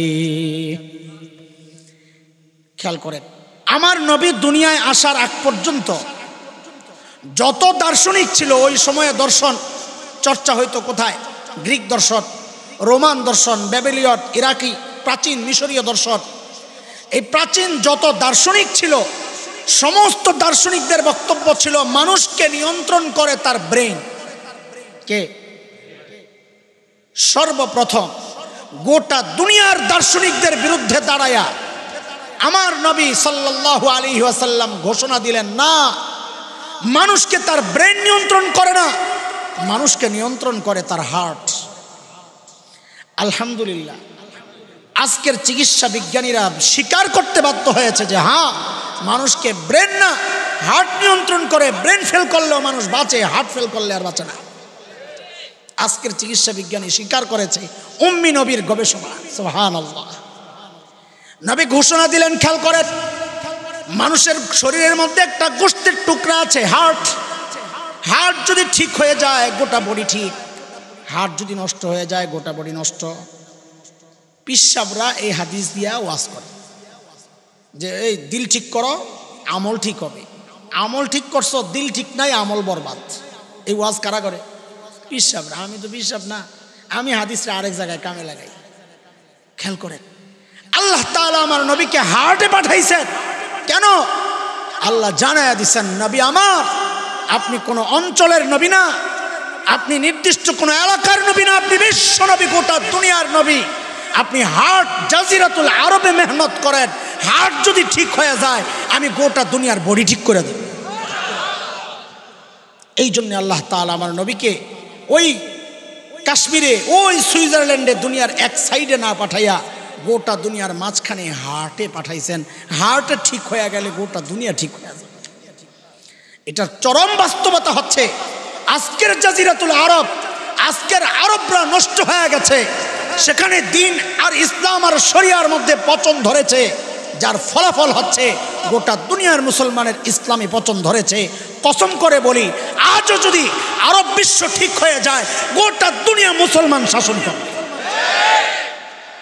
আমাদের এত সমৃদ্ধ সম্পদ আমাদের। সেদিন শুনলাম খবরে সৌদি আরবে নতুন স্বর্ণের খনি আসছে, 3 লক্ষ কেজি। কত অনুমান করা হচ্ছে? কত? সুবহানাল্লাহ। সারা দুনিয়ার মুসলমান চলতে পারবে 100 বছর। আল্লাহ এত সম্পদ দিছেন আমাদেরকে, এত তেল দিছেন, এত দামি দামি খনিজ পদার্থ আমাদেরকে দিছেন আল্লাহ তাআলা। আমরা এগুলারে দালালি করে করে এগুলারে মানুষে খাওয়াই, কাফের মুশরিক কুত্তা বিলাইরে খাওয়াই। 2টা উদাহরণ শোনেন, তারপর আমি আমার মূল কথায় যাব। বুঝতে থাকে, আল্লাহ আমার নবীকে দুনিয়ার মাঝখানে কেন পাঠাইছেন? মনে করেন, বুঝেন আগে, আমার নবী হচ্ছেন দুনিয়ার একমাত্র বিশ্ব নবী। বলেন বলেন বলেন কথাটা। আমার নবী কি খালি বিশ্ব নবী না? বলেন, বিশ্ব নবী মানে কি? এটা আমি পরে আসতেছি। বিশ্ব নবীর অর্থ কি? এটা আমি পরে আসতেছি। আপনি আগে শুধু মনে রাখেন যে আমার নবী একমাত্র বিশ্ব নবী। ধরেন একটা পুকুর, পুকুরের ঠিক মাঝখানে আপনি একটা ঢিল ছুঁড়েছেন, তাহলে ঢেউটা সমান তালে চারিদিকে ছড়াবে, তাই না? কিন্তু যদি ঢিলটা আপনি এক পাশে ছুঁড়েন তো একদিকে দ্রুততার সাথে শক্তিশালীভাবে লাগবে, আরেক দিকে পৌঁছতে পৌঁছতে দুর্বল হয়ে যাবে, দেরি হয়ে যাবে। আমার নবী যেহেতু একমাত্র বিশ্ব নবী, গোটা দুনিয়ার নবী, এই জন্য আল্লাহ তাআলা আমার নবীকে গোটা দুনিয়ার মাঝখানে পাঠাইছেন যেন হেদায়েতের নূর সমান তালে চারদিকে ছড়ায়া যায়। বুঝতেছেন? আরেকটা উদাহরণ বুঝেন, তারপরে আমি সামনের দিকে, আপনার একদম পুরা ক্লিয়ার হোক, তারপরে কথা আগে। আমাদের একজন বড় বুজুর্গ মুফাসসির ছিলেন, হযরত মাওলানা আব্দুল গফফার রহমতুল্লাহি আলাইহি। ওলামায়ে কেরাম নিশ্চয়ই নাম জানেন, আপনারাও মুরব্বীরা জানতে পারেন। পুরান ঢাকার, এমনি তো বাড়ি সোনারগাঁয়ে। হযরত হাফিজ হুজুর রহমতুল্লাহি আলাইহির সান্নিধ্যে ছিলেন।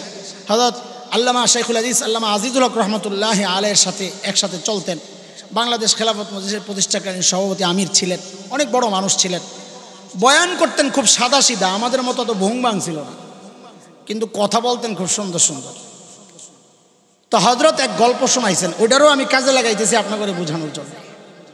হযরত বলেন, আমরা ইন্ডিয়াতে গেছি আলেমদের এক কাফেলা সফরে, ইন্ডিয়ায়।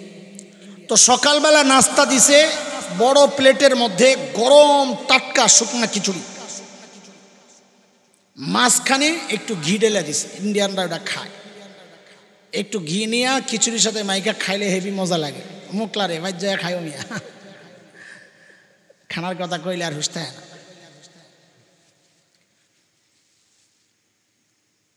তো হযরত মাওলানা আব্দুল গফফার রহমতুল্লাহ আলাইহি বলতেছেন, ঘি তো মাঝখানে, খিচুড়ির যে গরমের তাপে ঘি গইলা গেছে। সিস্টেমই এটা, ঘি গইলা যায়, আঙ্গুল দিয়ে নিয়ে নিয়ে খায়।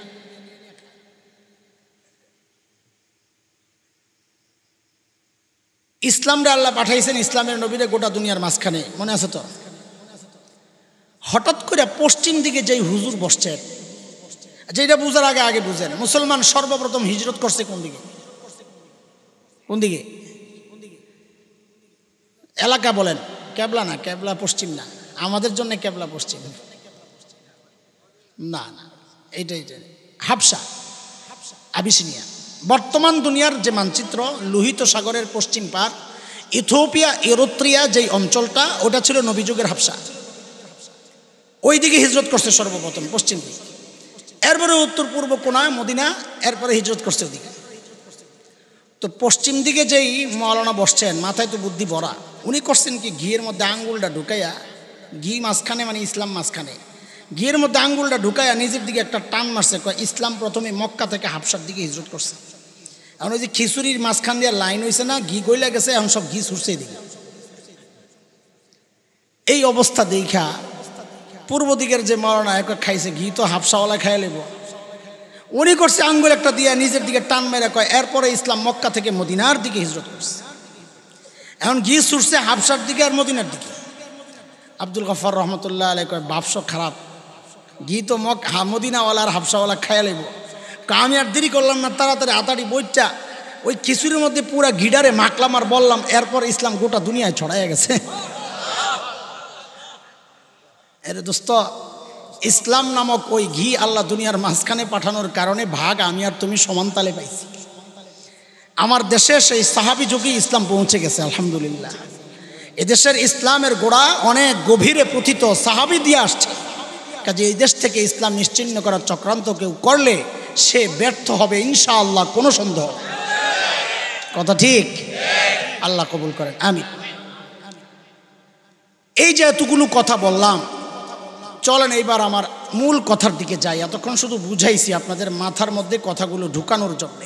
এইবার মূল কথায় আসি। এর যুবক, বাংলাদেশের আকাশে শকুনের আনাগোনা পরিলক্ষিত হচ্ছে। পিটা কপালে আছে, এটা নিশ্চিত। তবে বুড়ারা বাইচা যাবে, ধরা খাবি তুই, আমিও দুই একটা খাইতে পারি তোকে নেতা হিসাবে। বুড়া করে মায়া করে মারবো না, তোরে পিটায় মজা পাইব। আমরা যখন দেওবন্দে ছিলাম, হঠাৎ ওই বছর বিজেপি সরকার বিদেশি সব ছাত্র বিদায় করবে, ধরপাকড় শুরু হয়ে গেছে। ভয়ে অস্থির আমরা। আমাদের কোনো কোনো ভাই রোমেই থাকে না, কখন পুলিশ চলে আসে। তা আমাদের এক ভাই ছিল মানিকগঞ্জের, ইয়া মোটা, ও যায় সাদে ঘুমা। তা আমি ওরে বললাম, দোস্ত তুই সাদে ঘুমাস কেন? বাইরে আমি তখন ছিলাম চিকনা চাকনা, হ্যাংলা পাতলা। আমার তোরে ধরলে তো তোরে পিটা দিতে মায়া লাগবে, তোরে এক দুইটা মারি দেয়া ছেড়ে দিবে।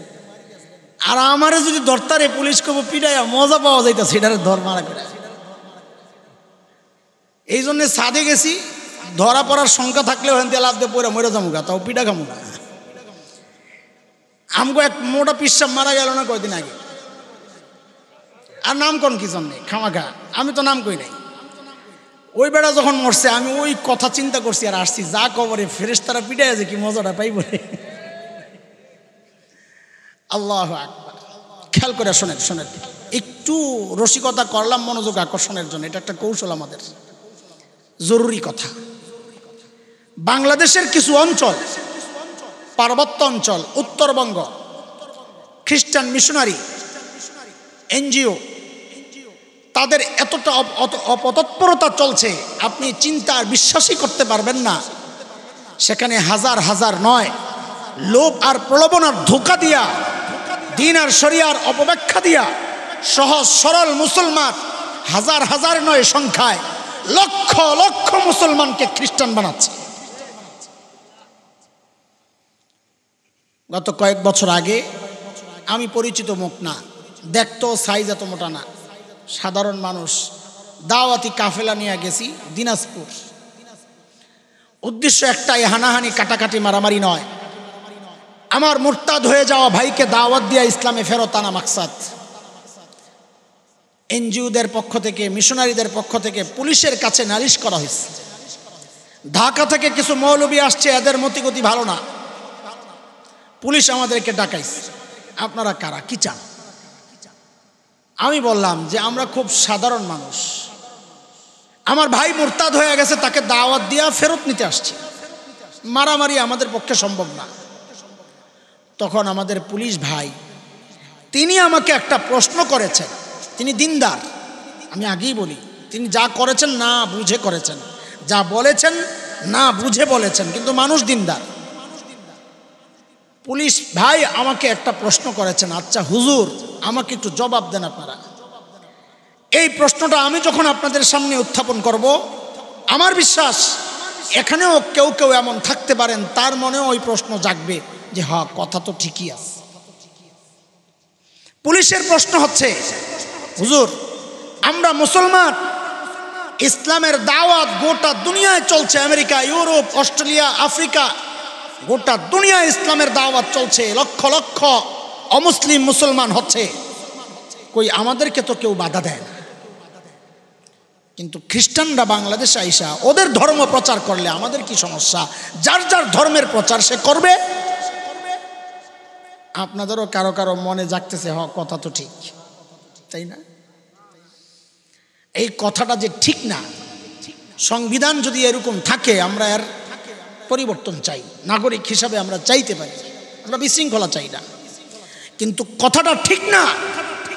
অন্য ধর্মের মানুষ বাংলাদেশে তাদের ধর্মের প্রচার করতে পারে না, আমরা পারি গোটা দুনিয়ায়। কেন?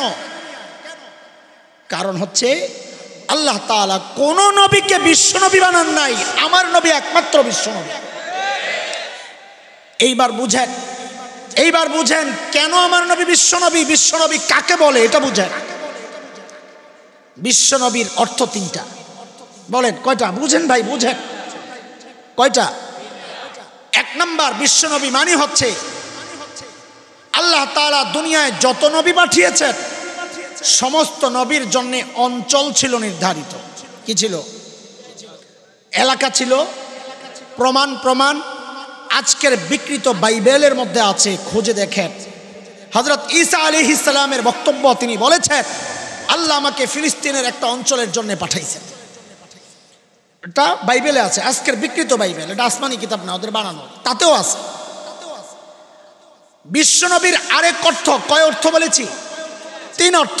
এক অর্থ হচ্ছে আল্লাহ যত নবী দুনিয়ায় পাঠাইছেন সমস্ত নবীর অঞ্চল ছিল, এলাকা ছিল। আমার নবী একমাত্র নবী যার কোনো অঞ্চল নির্ধারিত নাই, তিনি গোটা দুনিয়ার জন্য নবী, রহমাতুল লিল আলামিন। দুই নাম্বার, আল্লাহ যত নবী দুনিয়ায় পাঠাইছেন সমস্ত নবীর টাইম ছিল নির্ধারিত, সময় নির্দিষ্ট টাইমের। আমার নবী একমাত্র বিশ্ব নবী যার কোনো টাইম নির্ধারিত নাই, তিনি কিয়ামত পর্যন্ত নবী। এর মাঝখানে যদি কেউ নবুয়ত দাবি করে, কাদিয়ানীদের মতো, গোলাম আহমদ কাদিয়ানী যে মিথ্যা নবুয়তের দাবি করেছে, ভণ্ড প্রতারণা করছে মানুষের সাথে। আল্লাহর নবী একমাত্র নবী, বিশ্ব নবী, তিনি শেষ নবী। এরপর আর কেউ নবুয়তের দাবি করলে সে ভণ্ড প্রতারক, মিথ্যাবাদী। কয়টা গেল বলেন, মুখস্থ করেন। এক নম্বর হচ্ছে সমস্ত নবীদেরকে আল্লাহ পাঠাইছেন নির্দিষ্ট এলাকার জন্যে, সমস্ত নবীকে আল্লাহ পাঠাইছেন নির্দিষ্ট টাইম দিয়া। আমার নবীর এলাকাও নির্দিষ্ট নাই, টাইমও। তিন নাম্বার বুঝেন, বিশ্ব নবীর মানি বুঝাচ্ছি, যত নবী আল্লাহ তাআলা দুনিয়ায় পাঠাইছেন সমস্ত নবীর সম্প্রদায়, কওম ছিল নির্ধারিত। প্রমাণ ওই যে পিছনে প্রমাণ রেখে আসছে, আপনার ঘরে মুখস্থ করাইছিলাম। হযরত ঈসা আলাইহিস সালাম বনি ইসরাইলরে ডাক দিয়া কি কইছে? ও বনি ইসরাইল, আল্লাহ আমাকে তোমাদের রসুল বানায়া, ইয়া বনি ইসরাইল ইন্নী রাসূলুল্লাহি ইলাইকুম। ও বনি ইসরাইল, আল্লাহ আমাকে তোমাদের রসুল বানায়া পাঠাইছেন। কাজী হযরত ঈসা কাদের নবী? ইহুদিদের। বলেন কাদের? বনি ইসরাইলের কাছে আল্লাহ নবুয়ত দিয়া পাঠাইছেন। হযরত ঈসা আলাইহিস সালামের সম্প্রদায় নির্ধারিত। আমার নবী বিশ্ব নবী, তার কোনো সম্প্রদায় নির্ধারিত না। তিনি হিন্দু, বৌদ্ধ, খ্রিস্টান, মগ, মুরাং, গারো, চাকমা, কুকিল, সাঁওতাল, টিপরা সহ যত জাতি এই দুনিয়ায় বাস করে সমস্ত জাতির জন্য আমার নবী বিশ্ব নবী। বুঝছেননি কথা? বুঝেন, কথা শেষ হয় নাই।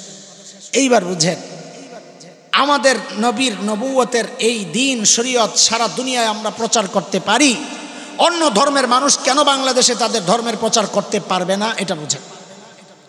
আপনাদের এইটা গাজীপুর সদর নাকি এমপি আকম মুজাম্মেল সাহেব, মাননীয় মুক্তিযোদ্ধা মন্ত্রণালয়ের মাননীয় মন্ত্রী, তিনি এখনকার এমপি।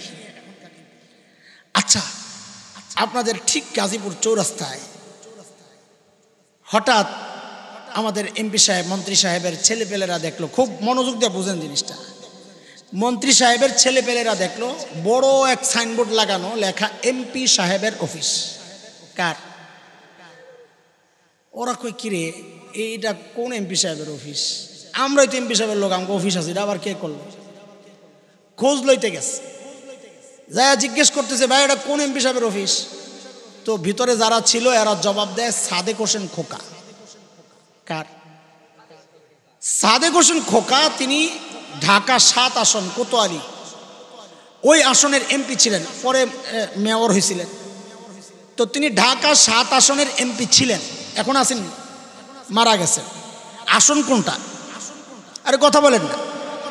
এখন ঢাকা 7 আসনের এমপির অফিস খুলছে এসা কোন জায়গায়? গাজীপুর চৌরাস্তায়। অপরাধ করছে দুইটা। কয়টা? দুইটা। 1 নম্বর অপরাধ হচ্ছে সাদেক হোসেন খোকা বর্তমানে এমপি নাই, এমপি নাই যে তার অফিস খোলা 1 নম্বর অপরাধ। 2 নম্বর অপরাধ হচ্ছে গাজীপুর সাদেক হোসেন খোকার আসন ছিল না, তার আসন ঢাকা 7 আসন, অফিস খুলবা তো ওখানে যায় খোলো, এখানে খুলছো কেন? কয় নম্বর অপরাধ? এই 2 অপরাধের কারণে এখন এই পাগলগুলার যে যদি কেউ পিটা লাগায়, এটা ঠিক আছে না এটা অন্যায় হবে? ঠিক আছে? আর কথা বলেন ঠিক আছে? মাশাআল্লাহ, তো বুঝছেন আপনারা। অপরাধ কয়টা? 2 অপরাধের কারণে ওদেরকে যদি পিটানো ঠিক হয়, তাইলে যারা অন্য ধর্মের মানুষ বাংলাদেশে ওদের ধর্মের প্রচার করে, খ্রিস্টানরা বিশেষ করে, তারা অপরাধ 2টা করছে না, ওদের অপরাধ 3টা। কেন? নাম্বার 1 অপরাধ, তারা হযরত ঈসা আলাইহিস সালামের ধর্মের যে প্রচার করছে, 1 নম্বর অপরাধ হচ্ছে আল্লাহ তাআলা হযরত ঈসা আলাইহিস সালামকে বাংলাদেশের জন্য নবী বানাইয়া পাঠান নাই। তিনি নিজে বলেছেন আমার এলাকা নির্ধারিত, সেটা ফিলিস্তিনের অঞ্চল।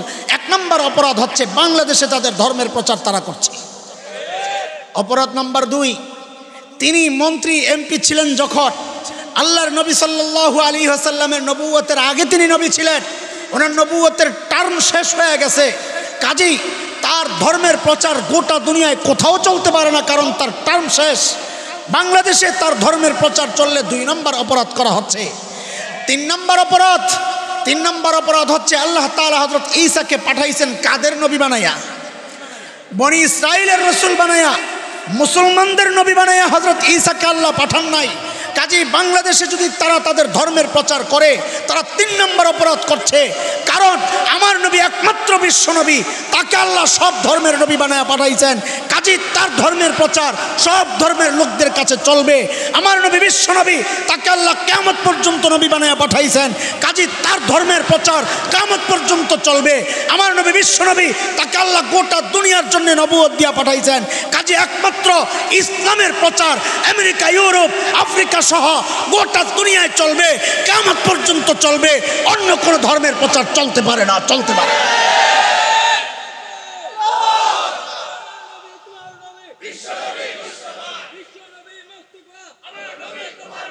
সাল্লাল্লাহু আলাইহি ওয়াসাল্লাম।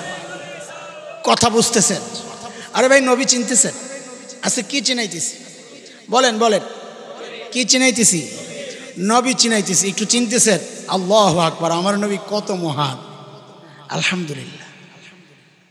শেষ, আমি আর নবী চিনাবো না, অনেক রাত হয়ে গেছে। এইবার আমার ফিনিশিংয়ে যাওয়া দরকার। 2টা উদাহরণ দিই, খেয়াল করেন। ওষুধ কিনতে গেলে, এই সচেতন মানুষ শুনেন, আপনাদের বুঝতে কষ্ট হয় আমার কথা, রাগ করেন না, জরুরি কথা এগুলা, মস্তিষ্ক পরিষ্কার করার কথা, আকীদা, চিন্তা, বিশ্বাস পবিত্র পরিচ্ছন্ন করার কথা এগুলা। ওষুধ কিনতে গেলে 2টা জিনিস মানুষ চেক করে। এক হচ্ছে এমআরপি, ম্যাক্সিমাম রিটেল প্রাইস, সর্বোচ্চ খুচরা মূল্য কত, এটা দেখে। আর সচেতন ভোক্তা গ্রাহক যদি হয় তো এক্সপায়ার ডেটটাও দেখে, ঠিক কিনা, যে এটা ডেট কবে শেষ হবে। বাচ্চার ওষুধ কিনতে গেছেন, বাচ্চার কার ওষুধ কিনতে যায় বলছেন দে ওই ফাইলটা দে। তো দোকানদার একটা সিরাপ দিছে। আপনি দেখেন যে এটার আর 1 মাস আছে, কে কে এটা কিনবেন নিজের সন্তানের জন্য? 1 মাস আছে কিন্তু, আর কথা কয় না, কিনবেন না, রেখে দিলেন, ভাই পাল্টায় নতুনটা দে। যদি দেখেন যে 1 মাস পার হয়ে গেছে, কে কে কিনবেন? কেউ না, বুঝা বললেন মাশাআল্লাহ। আর যদি দেখেন 2021-এ ডেট এক্সপায়ার হয়েছে, আমার মতন গাউরা পাবলিক যদি হয় তাহলে ওর কপালে মারবে। ঠিক, এটা বুঝেন না? মাশাআল্লাহ, তাতে আপনারা সব কিছুই বুঝবেন। তার মানে এক্সপায়ার ডেট, এক্সপায়ার হয়ে যাওয়া ওষুধ কেউ কিনতে কয় বছর? কথা বলে না, কয় বছর? 1 মাসও রাজি না, 1 মাসও। কিন্তু কত বছরের পচা ওষুধ খাইতেছেন এটা খবর আছে না? চাইতেছি না। 2 নম্বর উদাহরণ, বিয়ে করতে গেছে জামাই, ওই যে রাস্তায় জ্যামে পড়ছে, আগে একবার কইছি খাওনের ওয়াজ আর জ্যামের ওয়াজ আমার বেশি। জ্যাম লাগছে, জামাই আসতে আসতে আসরের আজান দিয়া লাইছে, অক্ত হয়ে গেছে। এখন আপনাদের এমন সিস্টেম আসেনি, শ্বশুর বলতেছে, শ্বশুর মানে এমন হয় না আর কি, হইব এটারে আমরা কই মাজাজে মায়া উল, যা হয় নাই হবে এটাকে আগের থেকে বলা। যেমন আমরা বাংলায় বলি ঠাস করে পড়ছে। কি করে পড়ছে? ঠাস করে কেউ পড়ে না, পড়ার পরে ঠাস করে। কিন্তু পড়ার পরে ঠাস করাটা যেহেতু নিশ্চিত, এই জন্য ঠাস করে আগে বইলা ফেলে মানুষ। এটা কথার সৌন্দর্য, ঠাস করে পড়ছে। আমরা আরবিতে বলি মাজাজে মায়া। তোর মায় কি করে রে? কয় ভাত রান্ধে। ভাত নি রান্ধে, ক্ষীর রান্ধে। চাল রান্ধার পরে না ভাত হয়, কিন্তু হওয়াটা নিশ্চিত, এই জন্য বলে ভাত রান্ধে। তো জামাই ওই হিসাবে বলা, শ্বশুর ওই হিসাবে বলা, এখনো হয় নাই। শ্বশুর চিন্তা করছে আমারই তো জামাই, আগদ পরে হোক, ঝামেলা যা আছে পরে হোক, ওই আগে খায়ালাম, খানা ঠান্ডা হয়ে যেতেছে। করেন এরকম? তো বিয়ার আগে খানার বসায়া দিস। জামাইয়ের সামনে মাশাআল্লাহ বিশাল ডিশ দেয়নিও গাজীপুরে, আগে তো জানলাম না। বিশাল ডিশ, ডিশের মধ্যে আস্তা খাসি, আস্তা মুরগি, মুরগির ভিতরে ডিম, ডিমের ভিতরে মুরগি, কত রকমের রেসিপি বাড়িয়েছে। আমি এই রেসিপি শুনে তো অবাক হয়ে গেছি, কিরে মুরগির ভিতরে ডিম, ডিমের ভিতরে মুরগি, এটা আবার কি? পরে আমার বউ বুঝাইতেছে, বুঝেন না কি? কয় মুরগির পেট খালি করে ডিম একটা ঢুকাইছে। আমি এটা তো বুঝলাম ডিম ঢুকাইছে, আবার ডিমের ভিতরে মুরগি। ডিম কাটটা কুসুম খুললা ভিতরে একটু গোস্ত দিয়ে দিছে। এটা নাম দিছে কি নতুন রেসিপি, মুরগির ভিতরে ডিম, ডিমের ভিতরে আল্লাহ সব রকমের কাবাব দিয়া ওই ডিশ সুন্দর করে সাজায়া তার সামনে রাখছে। জুয়ান পোলা পায় নাসুস নি তোরা, খেয়াল করে শোন, একটাই যাবি এখন বাইরা মুরগি। মুরব্বীরা খেয়াল করেন, যেটা উঠবে এটা ধরবেন। এতক্ষণ বসেছে, এখন কেন যাবি? ওই কোনায় আছে কতটি, গেলে খবর আছে তোর, উঠবি না ইনশাল্লাহ। শোন, জামাইয়ের আলোচনা করতেছি, শোন কেমনে কি করতে হবে। হরবার যাইয়া বড় ডিশ দিছে, জামাই বাবু ডিশের দিকে কতক্ষণ তাকায়া থাইকা খাইতে বসছে আর কি। তাকায়া থাইকা হের নজর গেছে আরেক জায়গায়। কই গেছে? ওই যে ডেকোরেটরওয়ালাদের পক্ষ থেকে সাইডে একটা টুকরি রাখা হয়েছে ময়লা ফেলানোর জন্য, রাখে না? ওই জায়গায় ছোট্ট বাচ্চারা যে পোলাও টোলাও খাইছে, নাকের শ্রেষ্ঠা মেশা লাগে রয়েছে, আঠালো, শুনতে খারাপ লাগে, কিন্তু তাও আমি বলতেছি আপনারা শোনেন। এগুলা নিয়ে ফেলাইছে, লেবু চিপ্পা চুপ্পা খায়া যে সিলকাটা রয়েছে ওটা নিয়ে ফেলাইছে, মুরগির রান টাইনা টুইনা গোস্ত মোস্ত খায়া যে হাড্ডিটা রয়েছে ওটা নিয়ে ফেলাইছে। জামাই বাবুর সামনে এত সুন্দর খাবার, এগুলার দিকে তাকায় না, তাকায় রয়েছে ওই ডিশের দিকে, ওই খাড়ির দিকে। বলে জামাই আবার তাকায়নি, হয় এখন যুগ পাল্টাইছে। আগে তো জামাই আর রুমাল এটা একসঙ্গী ছিল। জামাই মানে রুমাল একটা থাকবে, ওই রুমাল দিয়া চাপ দিয়ে এমনি ঘুরে থাকবে। আর এখন খালি এমনি মাথা ঘুরে বেহাইয়া, সরম তো আগেই ভেঙ্গে লেছে। তো খালি ওদিক ওদিক তাকায়, ওই টুকরির দিকে তাকায় রয়েছে। কতক্ষণ পরে লাভ দিয়া উঠছে, লাভ দিয়া উঠা ওখানে গেছে, যাইয়া খুব আসন দিয়া খুব ভাব লইয়া বইছে ওই টুকরির সামনে, এই প্লেট বাদ দিয়া। ওইখান থেকে হাড্ডি একটা উঠাইছে, ওটাইয়া গোস্ত তো নাই, ওই যে ময়লা পোলাও এটা একটু খায়, গোস্ত ওই হাড্ডিটার একটা চাবানি দেয় কুত্তার মতো, আর লেবুর তো রস নাই, সিলকাটার একটা কামড় দেয়, এড়িয়ে বয়া বয়া খাইতেছে।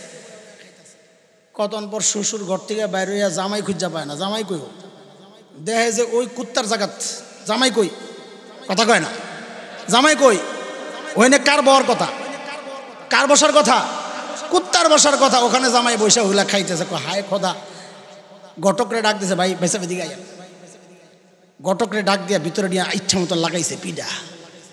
ফাইজলামি করস, তুই পাগল হয়েছস। আপনারা বলেন তো এই জামাই সুস্থ না পাগল? সবাই বলেন, ওই কোনা থেকে পোলাবেন কথা ক, এই জামাই সুস্থ না পাগল? সবাই বলেন, এই জামাই সুস্থ না পাগল? আল্লাহু আকবার। বুঝা গেল এই মজলিসও পাগলের অভাব নাই। এই মজলিসও কথা কয় না, এই মজলিসও কেন এতক্ষণ বুঝাইছি শ্রেষ্ঠ নবী কত বড় নিয়ামত আল্লাহ তোমার সামনে রাখছেন। শ্রেষ্ঠ নবীর আখলাক তোমার সামনে, শ্রেষ্ঠ নবীর পোশাক তোমার সামনে, শ্রেষ্ঠ নবীর কালচার সুন্নাহ তোমার সামনে। তোমার জামাই এগুলা ভাল লাগে না। তুমি গেছো ইহুদিদের নিকৃষ্ট ওই ময়লা আবর্জনা, 1 মাস আগে ডেট এক্সপায়ার হয়ে যাওয়া ওষুধ কিনতে চাও না তোমার সন্তানের জন্য।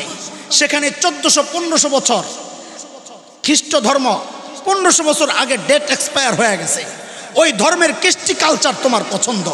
মুহাম্মদুর রাসূলুল্লাহর আখলাক আর চরিত্র তোমার সামনে, তার জীবন বিধান তোমার সামনে, বৈবাহিক সম্পর্ক, বৈবাহিক প্রোগ্রামের সমস্ত কালচার তোমার সামনে। এগুলা ভাল লাগে না। তোমার ভাল লাগে কোনটা? ওই হিন্দি সিনেমার নষ্ট নর্তকী বেশ্যাদের পোশাক তোমার ভাল লাগে, তাদের কৃষ্টি কালচার তোমার ভাল লাগে। কসম আল্লাহর, তুমিও সুস্থ না, তুমিও নাম্বার 1 একটা পাগল। কথা ঠিক? রাগ করতেছেন, কষ্ট পাইতেছেন? বলেন আমি কি সত্য বলতেছি না মিথ্যা বলতেছি? ইঞ্জেকশন যাইতেছে, বলছিলাম যে ইঞ্জেকশনের কথা যাইতেছে। আল্লাহু আকবার। আল্লাহ সহি বুঝ দেন। এখন পাগল থাকবেন না সুস্থ হবেন? বলেন হ্যাঁ। পোলাবেন কথা ক, হাত তোল, হাত তোল। সুস্থ থাকতে চাই না পাগল থাকতে চাই? আল্লাহু আকবার। হাত নাম, হাত নাম। যদি সুস্থ থাকতে চাই, জামাইয়ের মন খারাপ থাকতেই পারে, জামাই খাবে না হইতে পারে, চুপচাপ বয়ে রয়েছে। এখন মানুষ যেন জামাইরে এমন মনে না করে যে জামাই রাগ করছে। অনেক সময় জামাই রাগ করে খায় না, তো কয় রে কী করবো, মানুষ কী মনে করবো, একটু খায়া বুঝুস না তো রাগ করি নাই। তো জামাই একটা টুকরা ওড়ায় আস্তে আস্তে খায়, চাবায়, ওই শালাশুলা বলে করে দেয়, নিজে এক টুকরা খায়। কেন? বুঝায় যে আমি পাগল না, আমি ঠিক আছে। অন্তত একটা টুকরা গোশত খায়াও তো আপনাদেরকে প্রমাণ দেওয়া দরকার যে আমরাও পাগল না, আসলে মনটা ভালো না। এক টুকরা গোশত খাইতে রাজি না।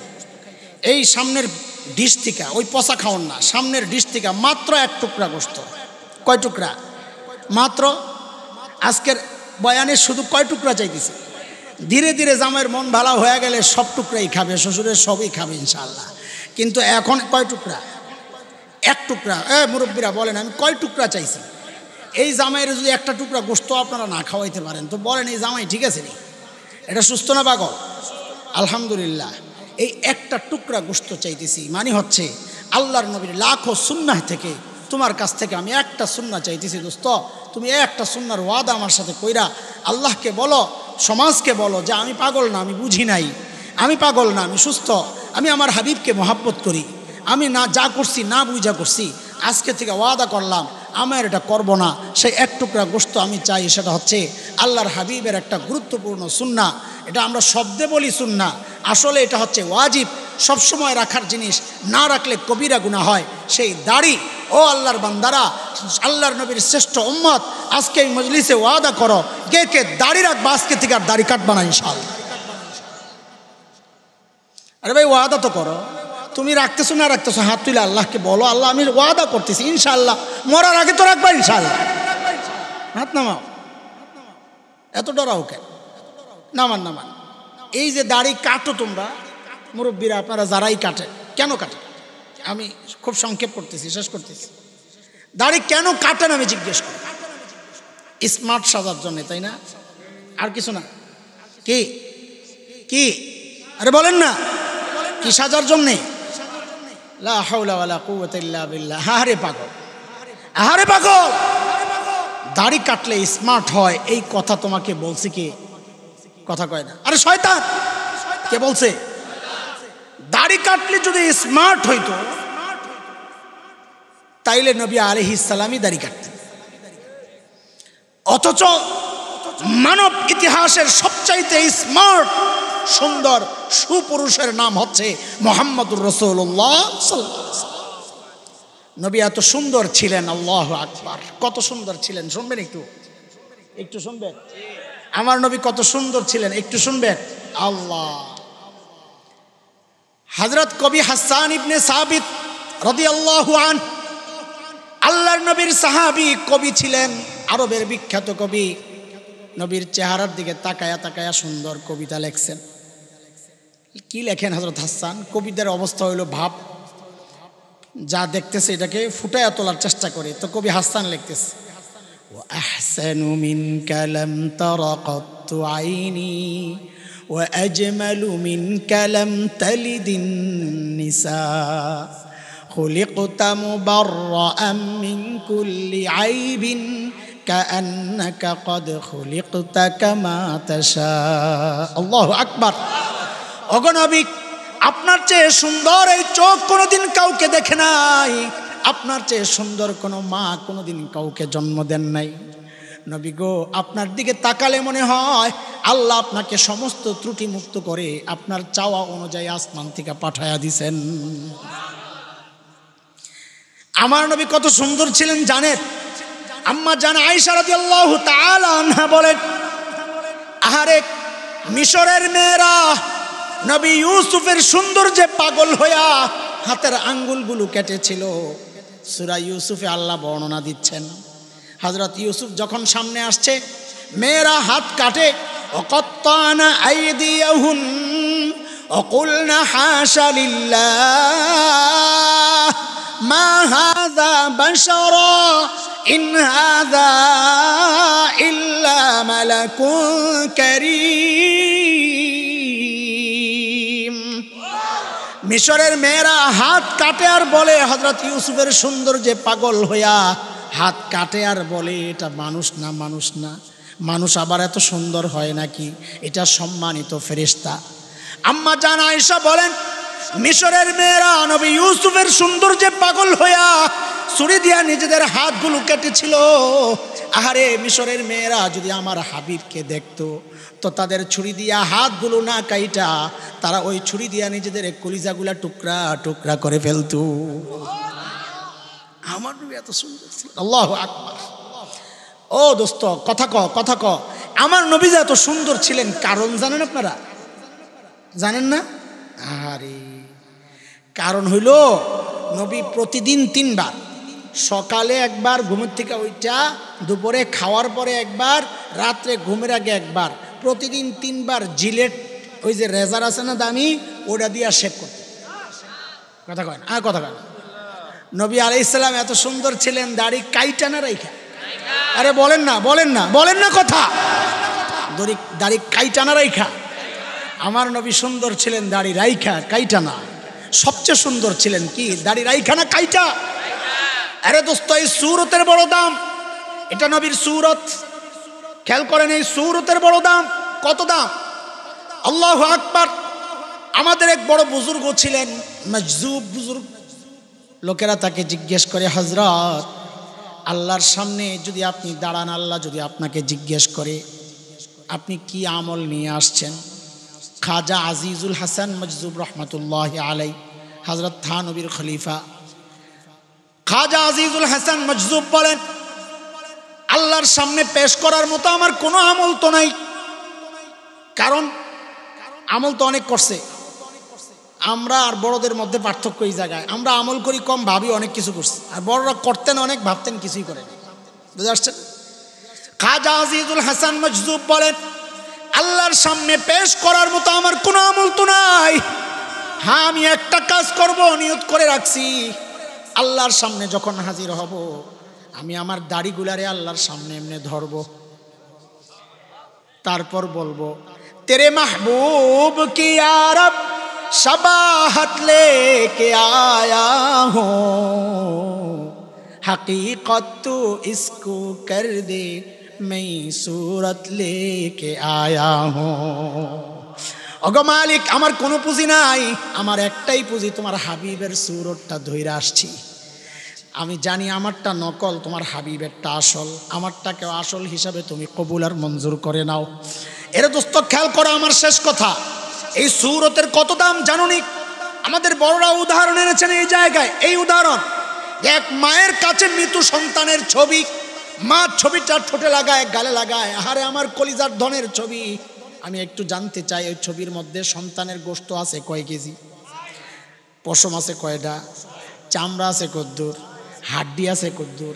কিচ্ছু নাই, শুধু দেখতে ছেলের মতো, খালি ঠোঁটে আর চুমু খায়, কপালে লাগায়। আপনজনরা বলে এই ছবি দেখে দেখে নিজের জ্বালা কেন বাড়াও? বলে কি করব? বলে ছবিটা পড়ে ফেলো, পড়ে ফেলো। মা বলে এটা আমার কলিজার ধনের ছবি, এটা আমি পড়তে পারবো না। বড়রা বলেন দেখো দেখো, মার কলিজায় সন্তানের জন্য যতটা মায়া, আমার হাবিবের জন্য আল্লাহ তাআলার তার চেয়ে 1000 কোটি গুণ বেশি মায়া। মা যদি সন্তানের ভালোবাসার কারণে সন্তানের ছবিটা পড়তে রাজি না হয়, আমরা দাড়িওয়ালার আশাবাদী ইনশাআল্লাহ, ইনশাআল্লাহ আল্লাহ তার হাবিবের মহাব্বতের কারণে হাবিবের সুরতওয়ালাদেরকেও জাহান্নামের আগুনে পোড়াবেন না, ইনশাআল্লাহ, ইনশাআল্লাহ, ইনশাআল্লাহ।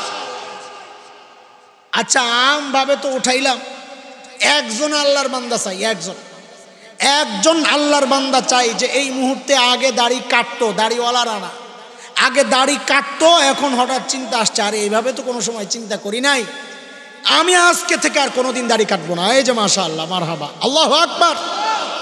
হ্যাঁ, একজন পাইছি, আয় স্টেজে দোয়া নিয়ে যা। হ্যাঁ, আর কেউ আছে নাকি? ওই যে আরো উঠছে ভাই, আর কেউ আছে? আর আল্লাহ, হ্যাঁ এদিক দিয়ে উঠতে পারবা তুমি ইনশাআল্লাহ? সাইদ ভাই একটু সহযোগিতা করেন, মাশাআল্লাহ।